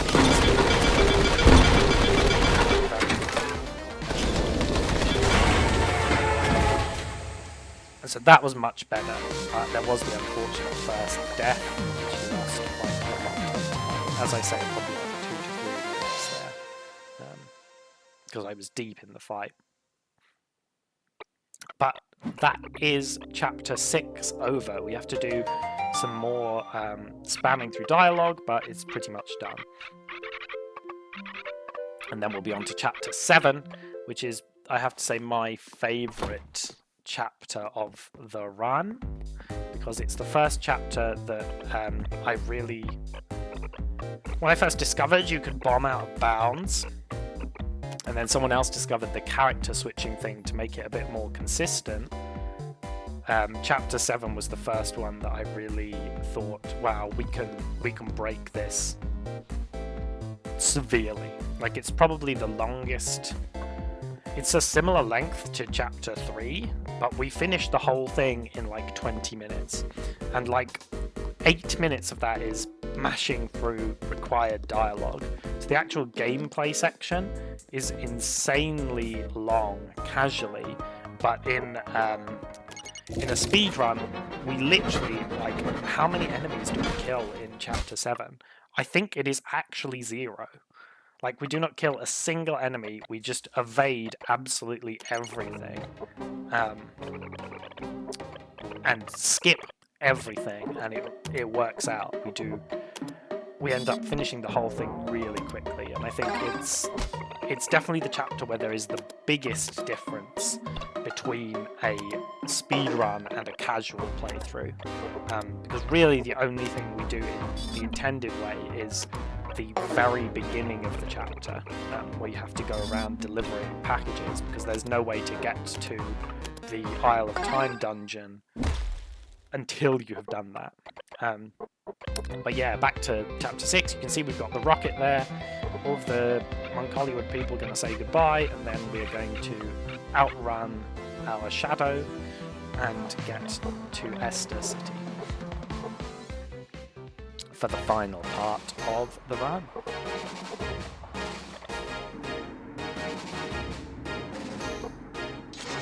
Yeah, there you go, you can see the shadow chasing you. And again, I think here the thing that finally lets us outrun it is Sam uses the lucky coin once again, which I feel like, again, maybe the lucky coin is the thing that's going to make the difference, right? Maybe in previous situations they're just stuck here, except Monk Hollywood because they can't leave, but the lucky coin seems to make the difference. Speeds out. I don't recommend it in real life, by the way. Sticking a coin into an engine, really wouldn't go for it, but it works in this specific case.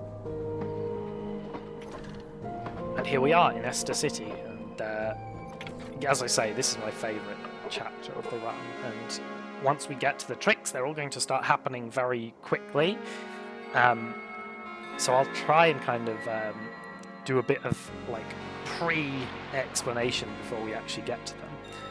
And so the way that this chapter works is you start off by delivering all of these packages, and then they send you here back to the Isle of Time to a dungeon where you're supposed to meet with a character who gives you these the final bomb type, which we skip entirely in the any percent speedrun.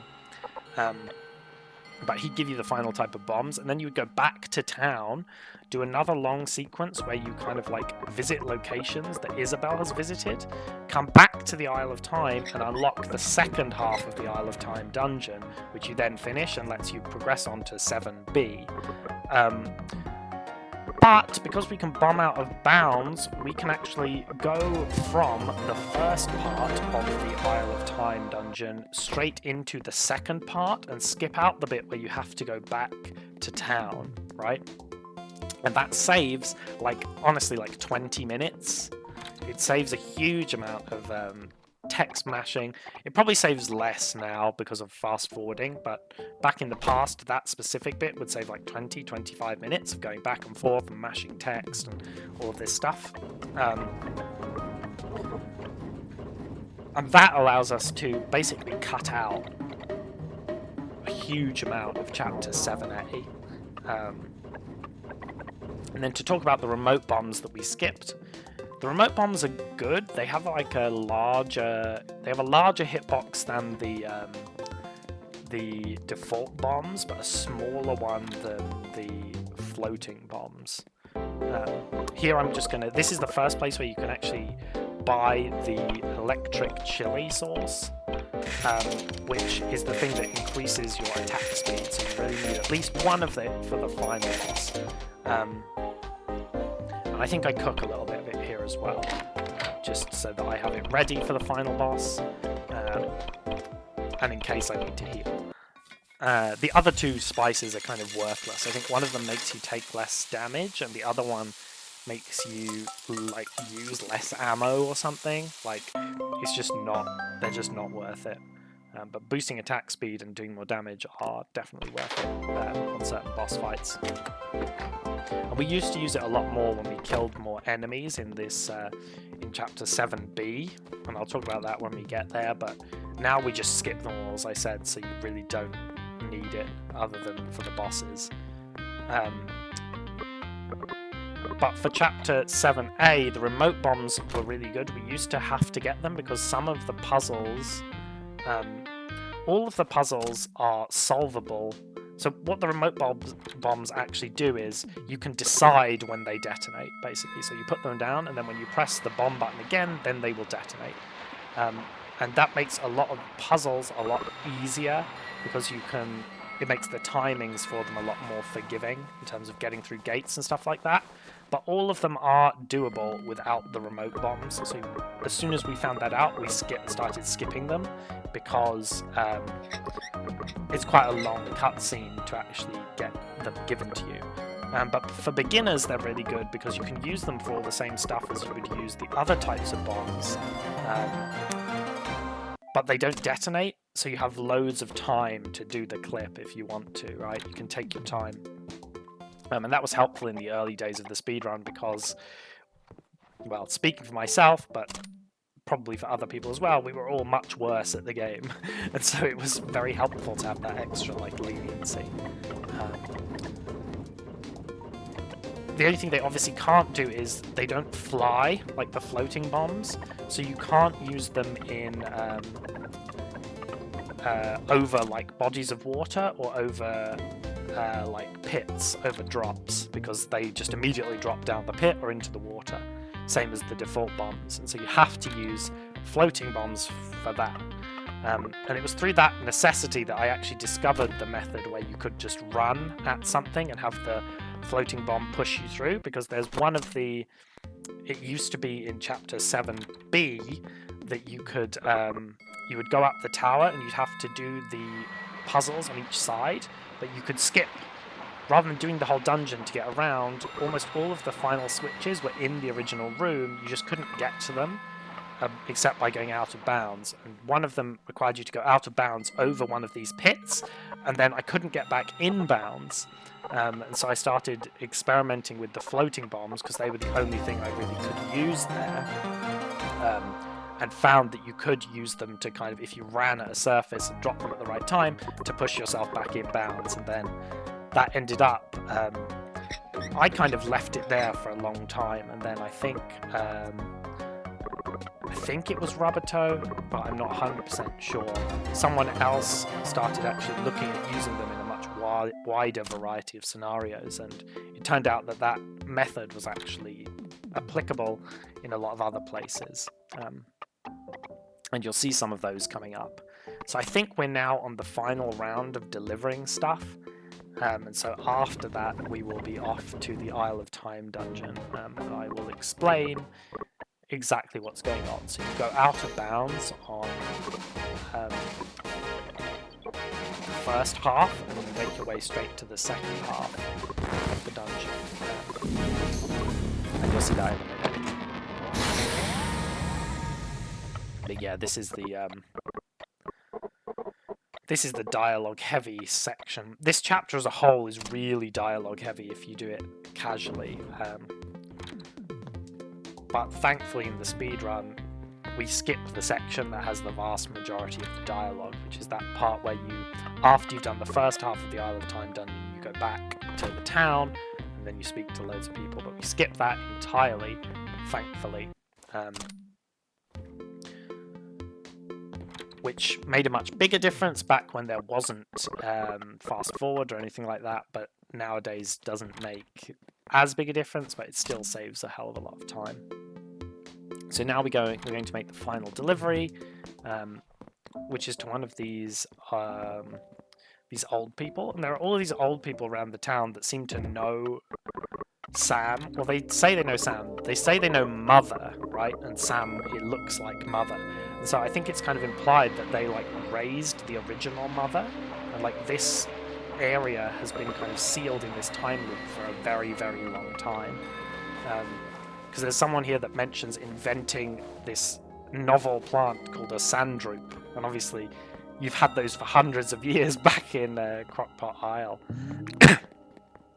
But yeah, this is the Isle of Time dungeon. You go.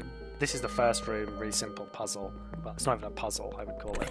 I'm topping back up on my bombs here because I've lost the Sonic Punk at this point. You lose it when you first go into Chapter 7, and casually you get it back, but we actually skip the cutscene where you get it back, so you never get it back in the speedrun.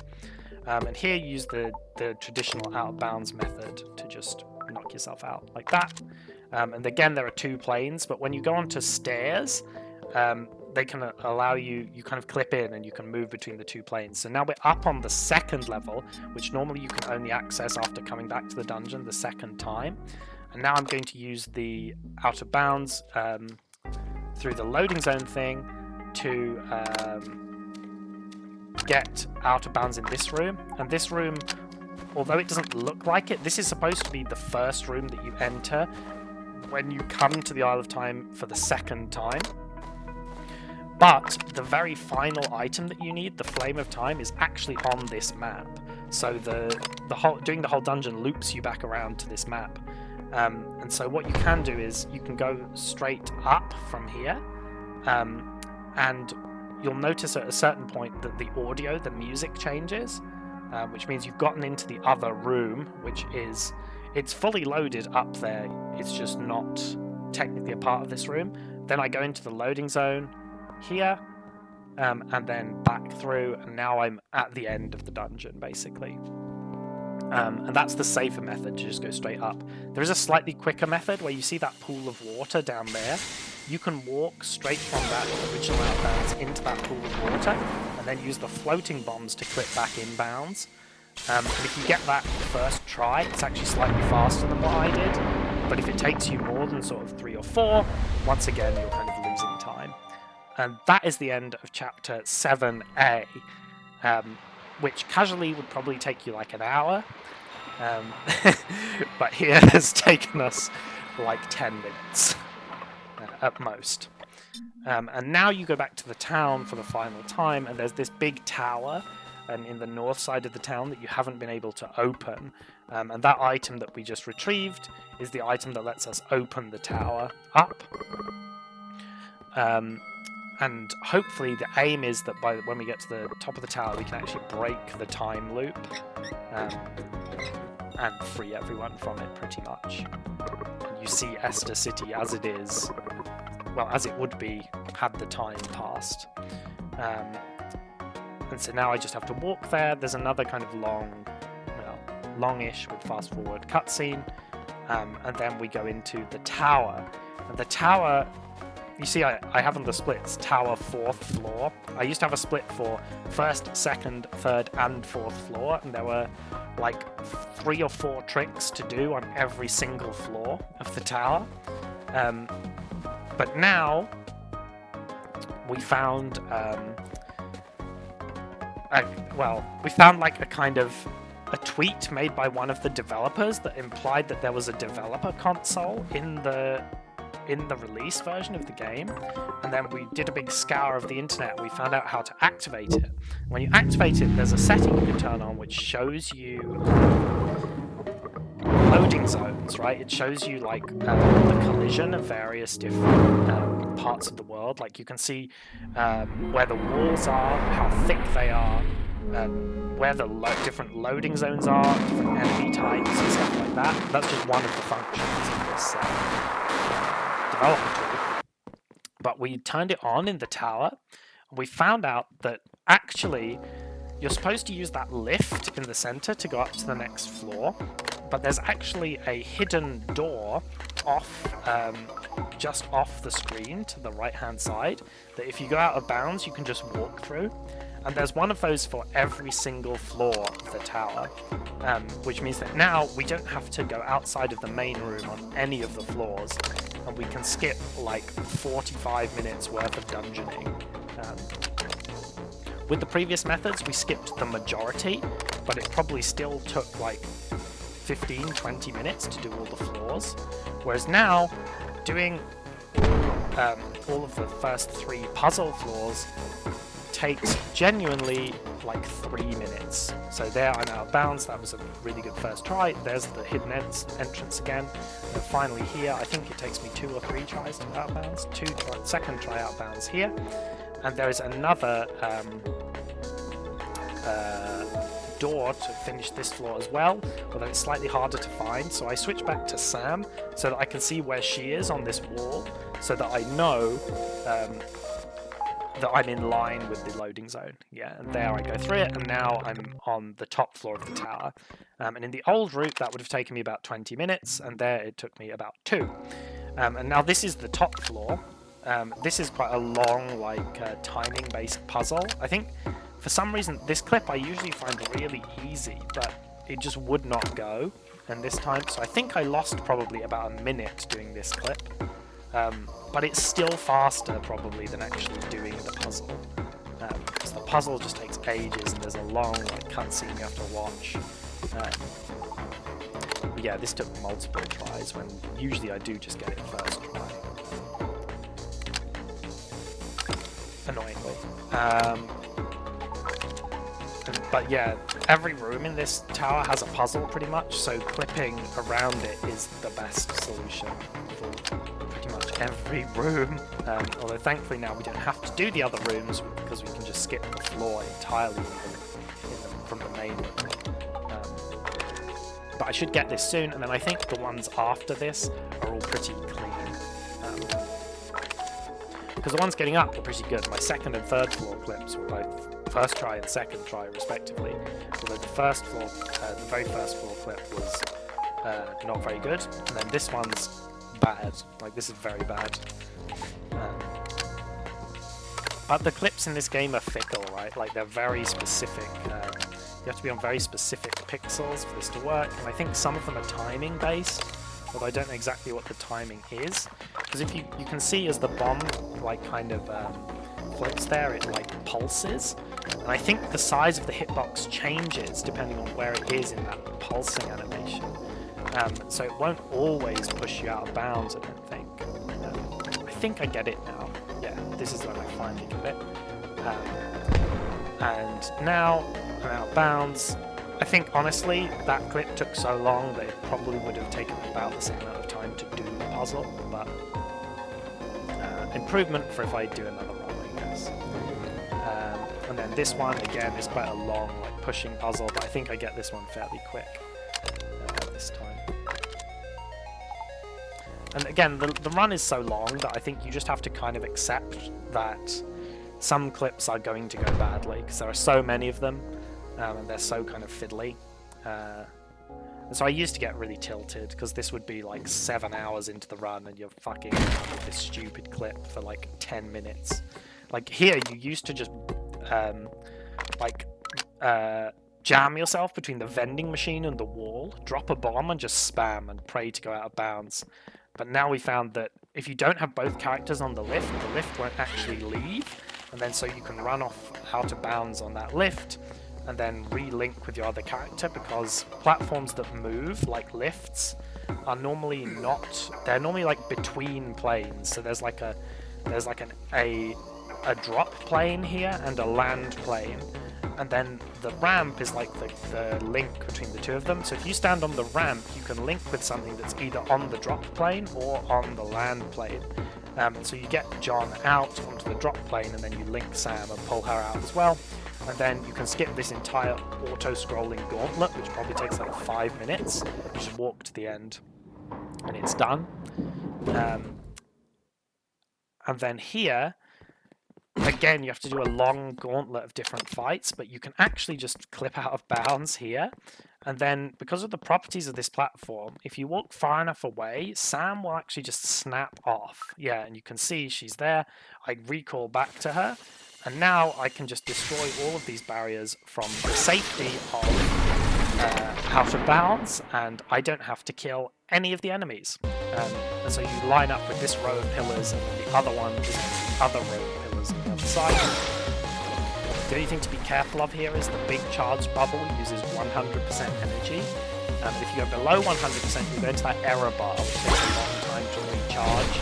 So you don't ever want to go below 100% unless you're not going to use the charged attack again for a while. So you'll notice after this attack I will wait for a bit for the bar to fill back up past 100, because I can only let it drop below 100 when I'm doing the very last barrier, which is this last one here. You can see I've switched to keyboard and mouse there. I think I was adjusting to my notes to look at what I was going to do next for something. And you can see this is the only split in this entire run that isn't gold, because that one clip in that puzzle room took me so long to get.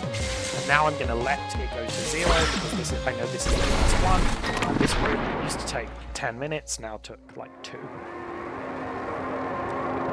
Now we are, this is what you can see, Esther City outside of the time loop, right? It's all decayed, and it's dead. And then you meet up with a couple, the last, and it's all overgrown as well in the station. You meet up with the people that I was talking about, because you only met one of them, actually 2 of them, in the Any same thing, right? The guy in the top right there is the guy who was doing Operation on Daniel. The guy in the bottom middle in the green is the second from the left. He was the guy who knocked on his door at the hotel. And I think the guy in red actually is the captain of the boat. So you meet 3 of them. The other 2 you don't actually meet. The one second from the right is the one that gives you the remote bombs. And the one on the left, the Frankenstein-looking guy, gives you back the Sonic Punk, but we skip that. There's also a very rare glitch where you get to that door and it won't be open. And that's basically run dead. I have no idea what causes that. It's happened to me once. It was very annoying. This is the final boss, Solomon 3. And it's quite similar to Solomon 1. So you want to hit the boss with Sam, because your normal weapons do damage, and then once it's on the ground, you use your normal weapons to damage. Again, I think the flamethrower is a lot of damage. So yeah, you want to sit at the very front and hit it with your sound effects. And again, you want to ideally quick cycle it, like hit it straight away when it comes up, because otherwise it will start doing attacks, which will block your Sam psychic attack, or which you'll have to dodge or stop. And that makes it take significantly longer. And once you can actually hit it with the backswing as well. I've done that before, where like, you see the particle hangs and goes back to you. Sometimes you can hit it there. But as it goes on, the boss will start to do tricks. Like there, you saw it started to move back across the screen. So you have to time your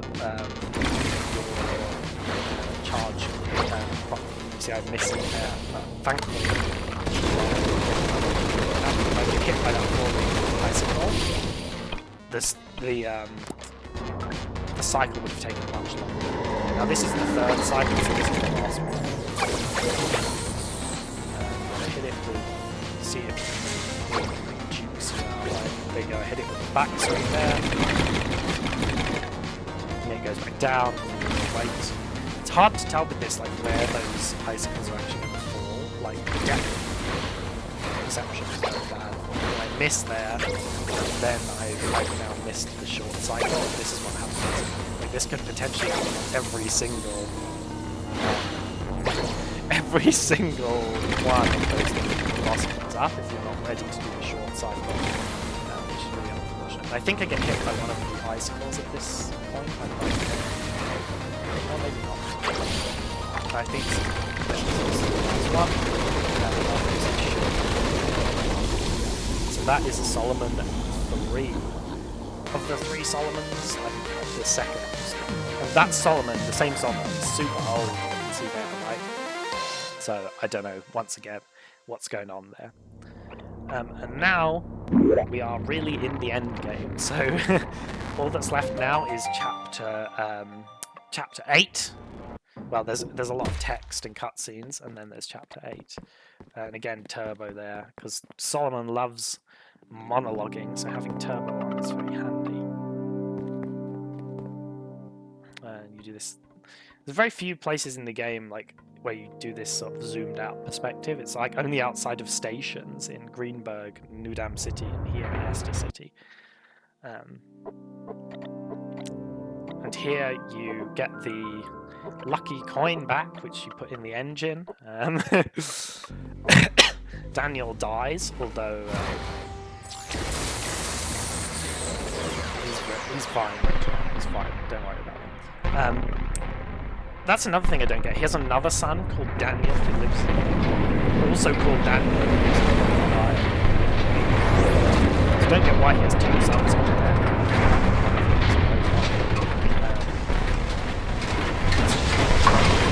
William in general seems like a it's on, but it's never really explained. And there you go, you get the lucky coin back. And this is the most epic music in the game, I think. Unfortunately, the fast forwarding kind of fucks it up. You get this short cutscene here, but you can't actually.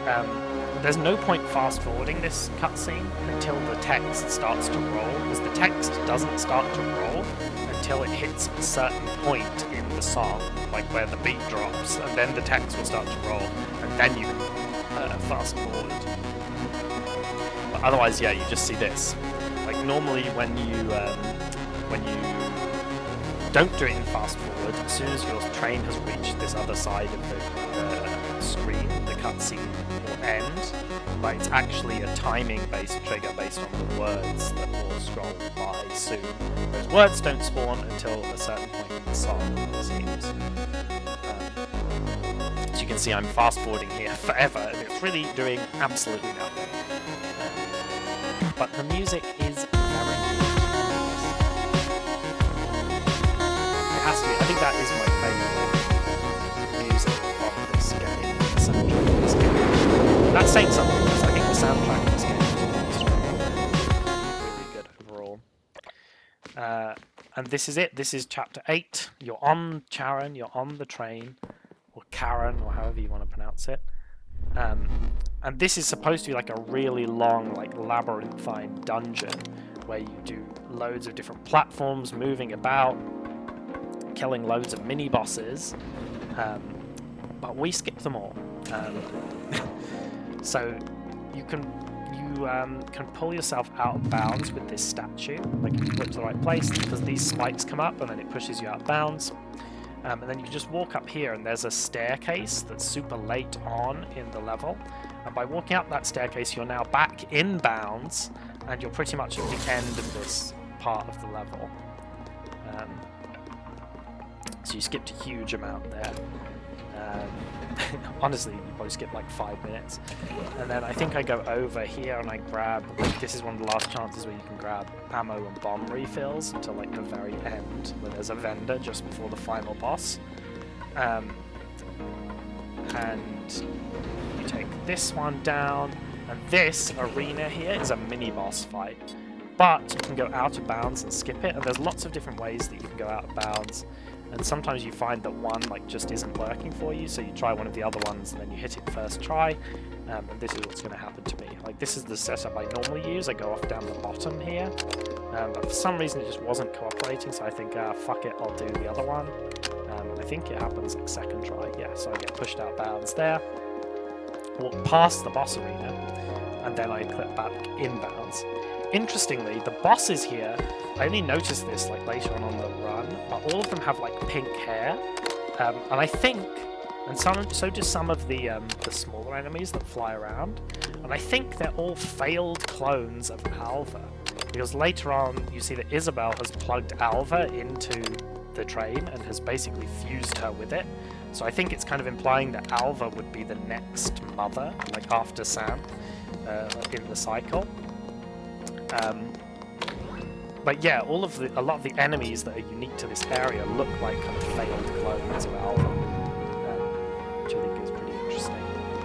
It's a detail that I don't think many people have noticed, but there isn't that much discussion about this game anyway, so maybe people noticed and just didn't feel the need to post it. You can see I'm pressing RB early here because I'm trying to fast forward this bit, but I'm mistiming it. You can only press it once the like black bars appear on the top and bottom of the screen. But this is this bit done. And now there's a long bit that you pretty much have to do as the developers intended, because all of your weapons get confiscated, so you can't use any bombs or anything like that. So you just have to do it like they wanted you to. But there's a lot of text, so you can at least still fast forward the text. Like here, this is all explaining about how there's been more mothers before, and these are some of the early ones that are kind of like growing in early tubes or other like grown humans and stuff like that. And that's mother. That's supposed to be like what Sam is going to become. Like that's a previous mother.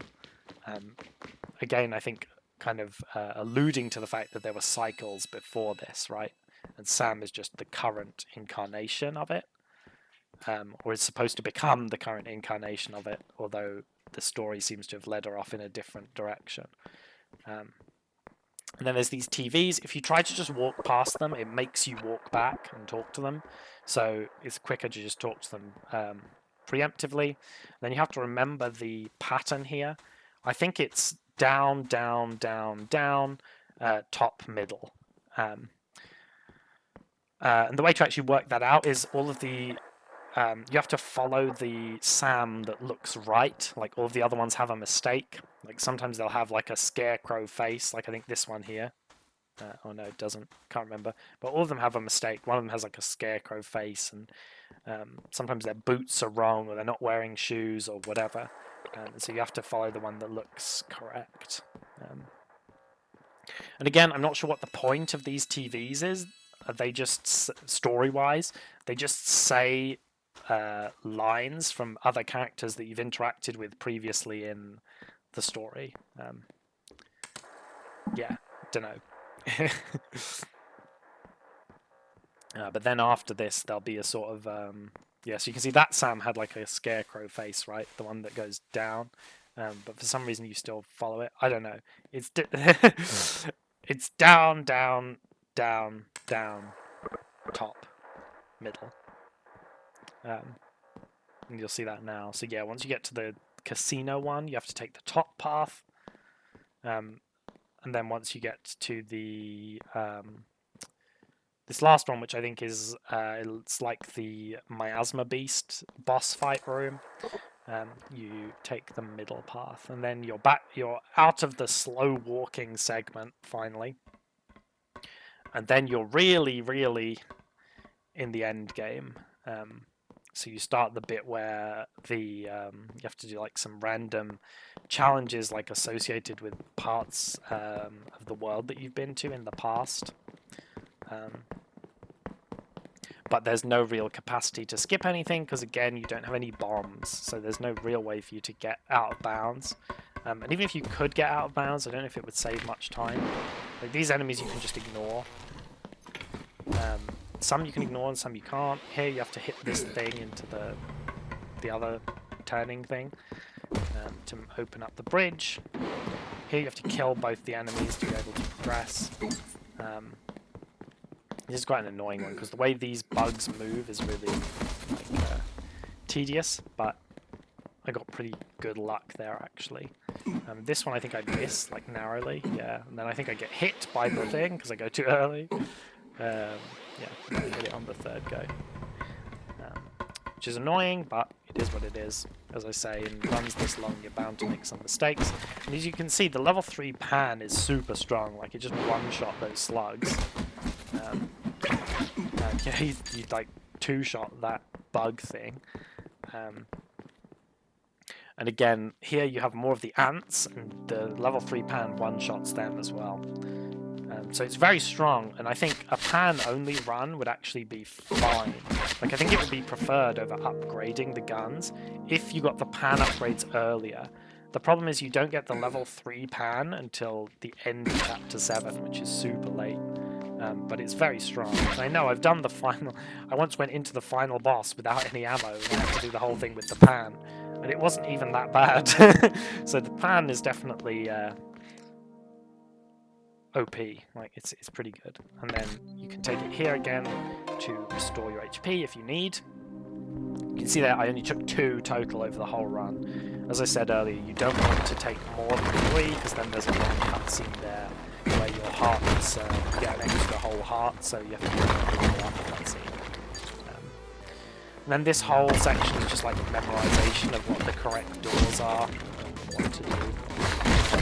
Thankfully the pan like one-shots these snakes. The whole time you're being chased by the miasma, right? So you have like a kind of there's a maximum time that you can take before you're starting to take damage from that. And realistically you can't take the damage from that for very long before you're dead. So you have to kind of keep ahead of it.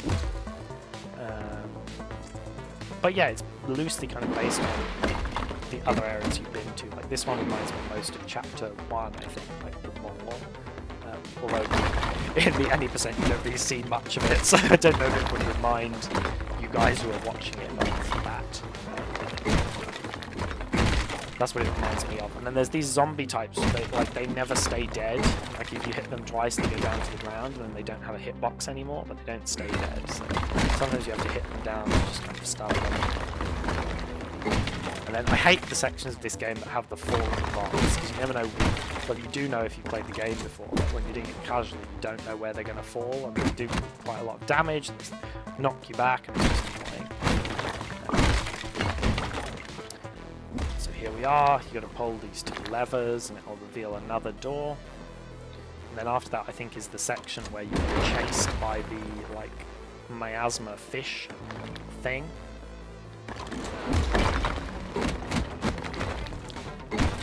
Yeah. Go through the door. There's not much speed potentially. The only thing you can do to go faster is avoid the enemies, but they don't move like very predictably, you know, so it's hard. Just avoid them when you can, right? It's not like they move in a specific pattern, so it's not really consistent to save time that way. And then sadly you have to break some of the boxes. Be faster if you just break through those. And now you see the fish chasing you. You always want to look on the wall for a wall with a very small blue swirly picture. like there, this one we're about to go past, because that's where the wall's going to open. So yeah. Although, I guess that's more of a casual trick, right? Because when you're running the game, you just kind of know what's going to happen. And we're nearing the end of it now, though. There's a couple more doors, and then we're done.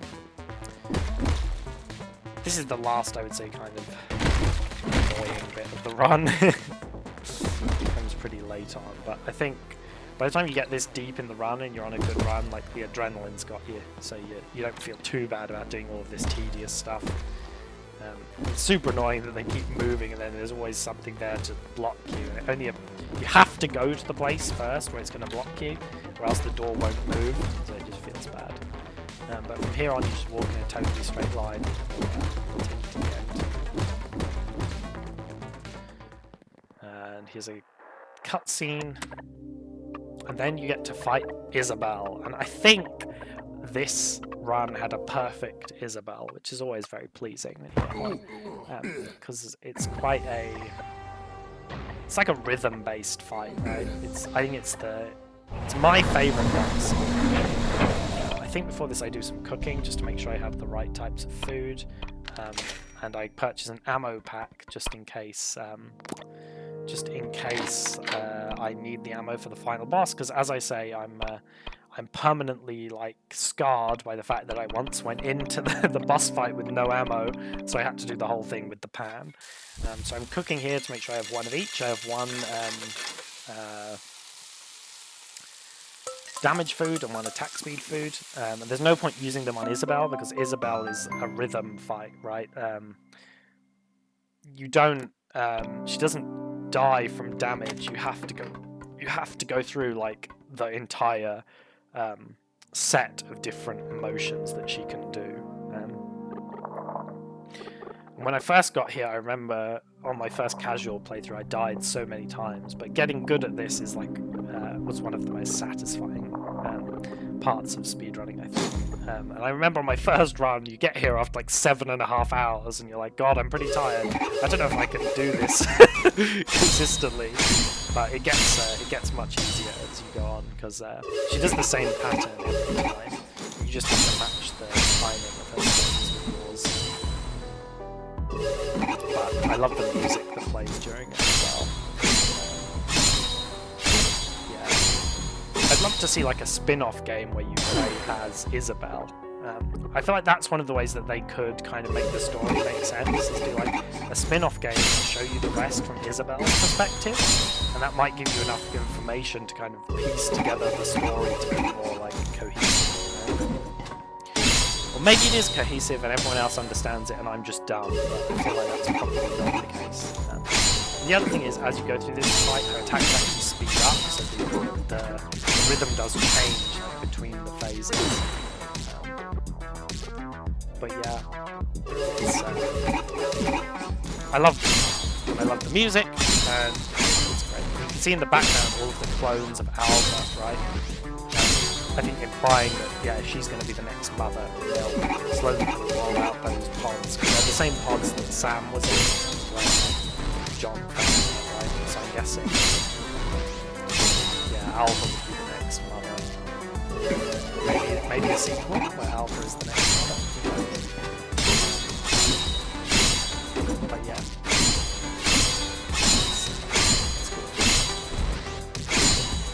It's fine. Haven't made any mistakes yet. There we go, that's the end. Perfect Isabel. And that's always a pleasing end to a decent run. It doesn't actually slow you down to get hit by her. You can... Okay, so it slows you down if you miss the ghosts at the beginning. She fires like 3 ghosts at the beginning of every sequence.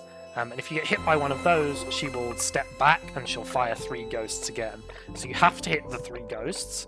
But then getting hit by any of the attacks in between doesn't actually matter as long as you block the final one, where you have to do the quick time event where you mash the button. So those are technically, you only have to hit the ghosts and the final one where you do the quick time event.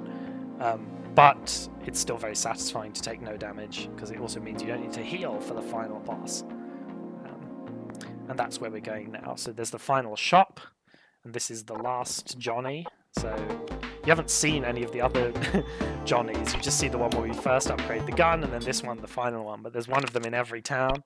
And I don't know if they're supposed to be the same character. I have no idea. There's lots of characters that all have similar or the same names, and I don't know if they're supposed to be implied that they're like all the same character coming up in these different places, or if they're like clones, or if those are different models of like the same robot. Like, I have no idea. But anyway, this is going into the final fight, which is great fun. I think I play it quite safe here. But yeah, so you destroy this barrier, then you have to do two kind of, I hesitate to call them puzzles, they're kind of like SAM movement sections, and one of them I almost always get on cycle, and then the other one I almost always get perfectly off cycle and have to wait. So there's these moving platforms that you have to get onto as Sam, and then follow them around and get off at a certain point, so you can destroy those two like totems up the top. Like these little eye symbols, if you hit it with a SAM ability, you get teleported to there. And you can see soon there'll be this like spinning platform that rotates. Yeah, so you have to get on there, and then you have to get to that other eye platform in the very top right. And if you're lucky, you'll catch the rotating platform on at a good place in the cycle. It can be significantly quicker. You can also use a bomb to destroy those totems, but to be honest, I'm not familiar enough with how much damage the bombs do to do that strat.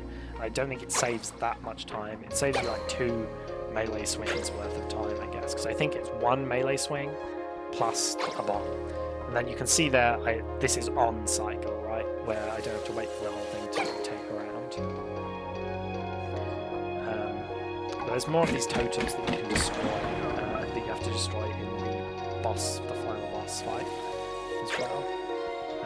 And so you've weakened the barrier, so now Sam can knock it down, this barrier, and you can go into the actual final boss fight, which has an absolute banger of a soundtrack, in my opinion. Like, this is my second favourite song in the soundtrack, I would say, because it's just perfect. This is the dragon, so you have to go through these platforms. You have to stand at a certain point on the platform before the next one is on. These things seem to be resistant to the flamethrower. But they do interrupt your charging, which is like if you want to, you can really just go and try to run through them all, but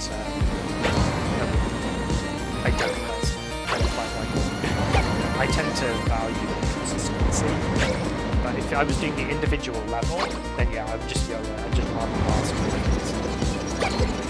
Because there's always the potential here that it can like interrupt you really late into your charge and waste time. So when that drops off, anything that was following you dies. Now you're into phase 2 of this boss, and you have to destroy these totems again.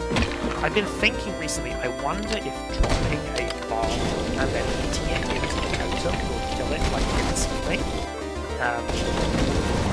So that's something I'm thinking about maybe testing, because it could definitely be faster here, for example, like if you just stopped there, hit the totem and died, that would be great. And then there's another later platform where there's 2 of them together, and that would be even better if the bomb can open them. So now you have to fire at the main shield, and I'm going to try and do that with one laser. Yeah. So if you charge up quick enough, you can actually fire on that laser. Not the laser will interrupt you the first time, but not the second time. You lose it the third time. Here, just go straight across to these 2 totems, destroy them, and then once again, here, because I tanked a hit from the other recently enough, that one going through me didn't interrupt the sound charge. This is where we have the damage food and the flamethrower. So you'll see the flamethrower just melts these things. Unfortunately, I get shocked, so that's the middle head dead. That's the right head dead. I get shocked here, but so that's a quick last phase. And then you're on to this last boss here, where I do make a mistake, and this is where the attack speed food. My attack speed food is actually 1.5 minutes, which means that I should use it now, but I don't.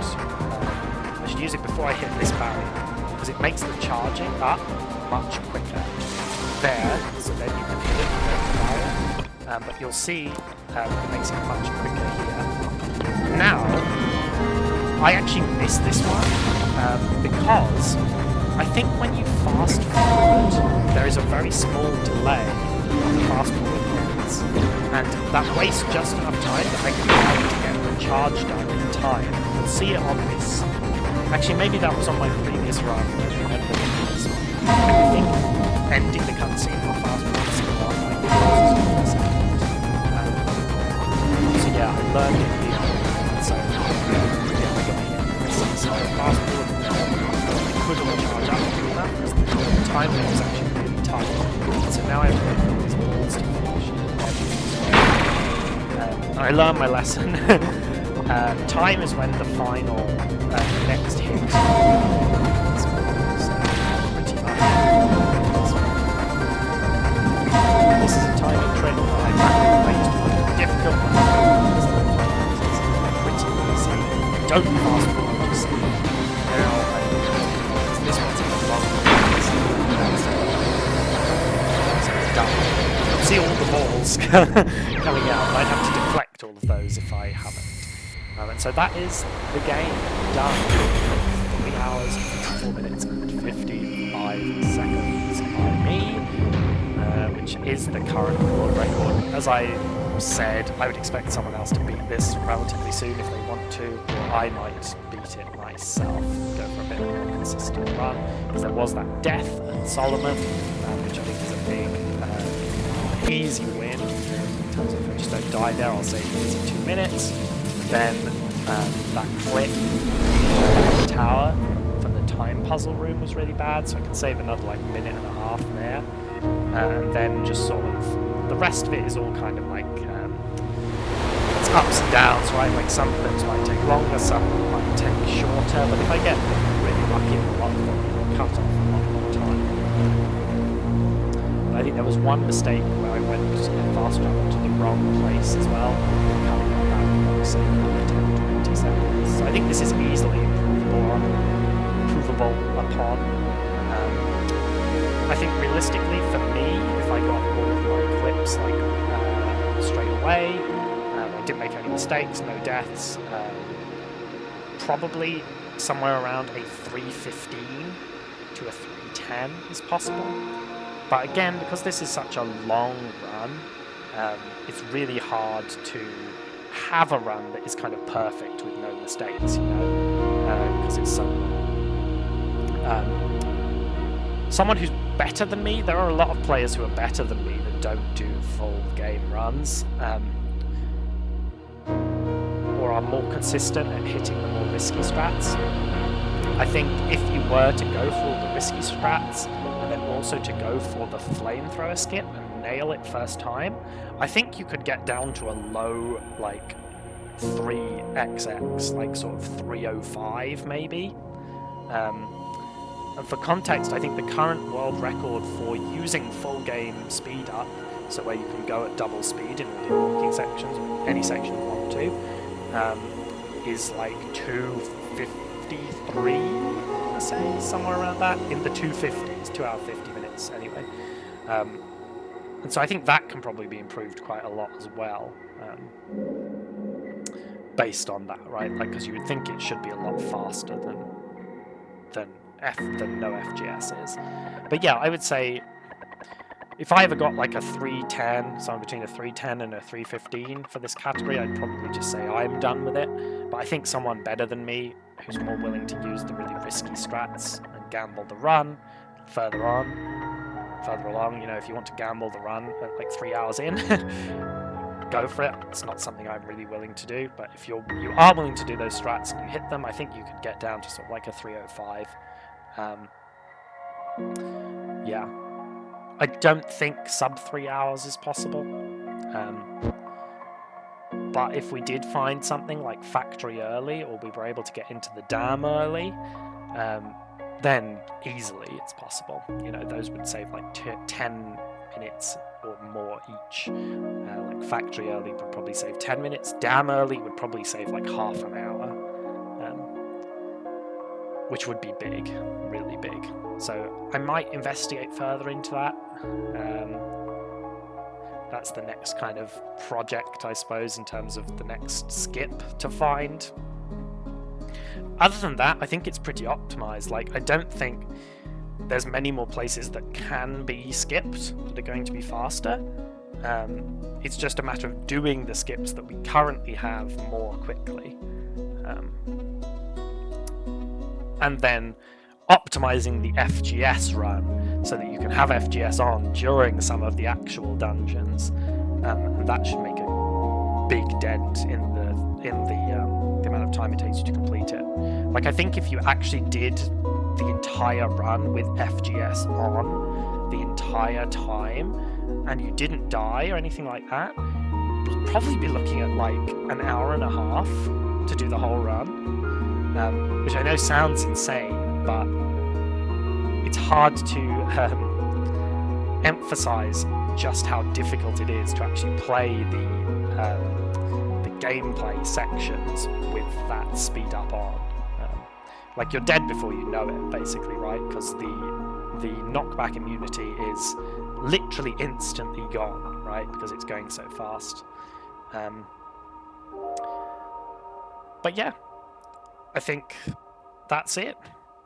I might do all upgrades. I haven't done an all upgrades run since fast forward has been added. I might do 100%. I haven't done a 100% run since fast forward has been added, and I still haven't done Octopia, the new DLC that has been released. So at some point I will probably play that. I'll consider doing speed runs for Octopia, and then I'll consider whether I want to do a 100% plus DLC run, depending on how long that Octopia any percent run would take. If it's sort of like around an hour, 2 hours, I would consider it. I would consider doing a 100% plus DLC run, which other people probably think is insane. I know no one else is really interested in the longer categories, but I personally think all upgrades is the best category because you get to play a lot more of the game. You get to use the tricks in a lot more flexible ways. There's a lot more out of bounds that you can do, because there are a lot more areas that you have to go to.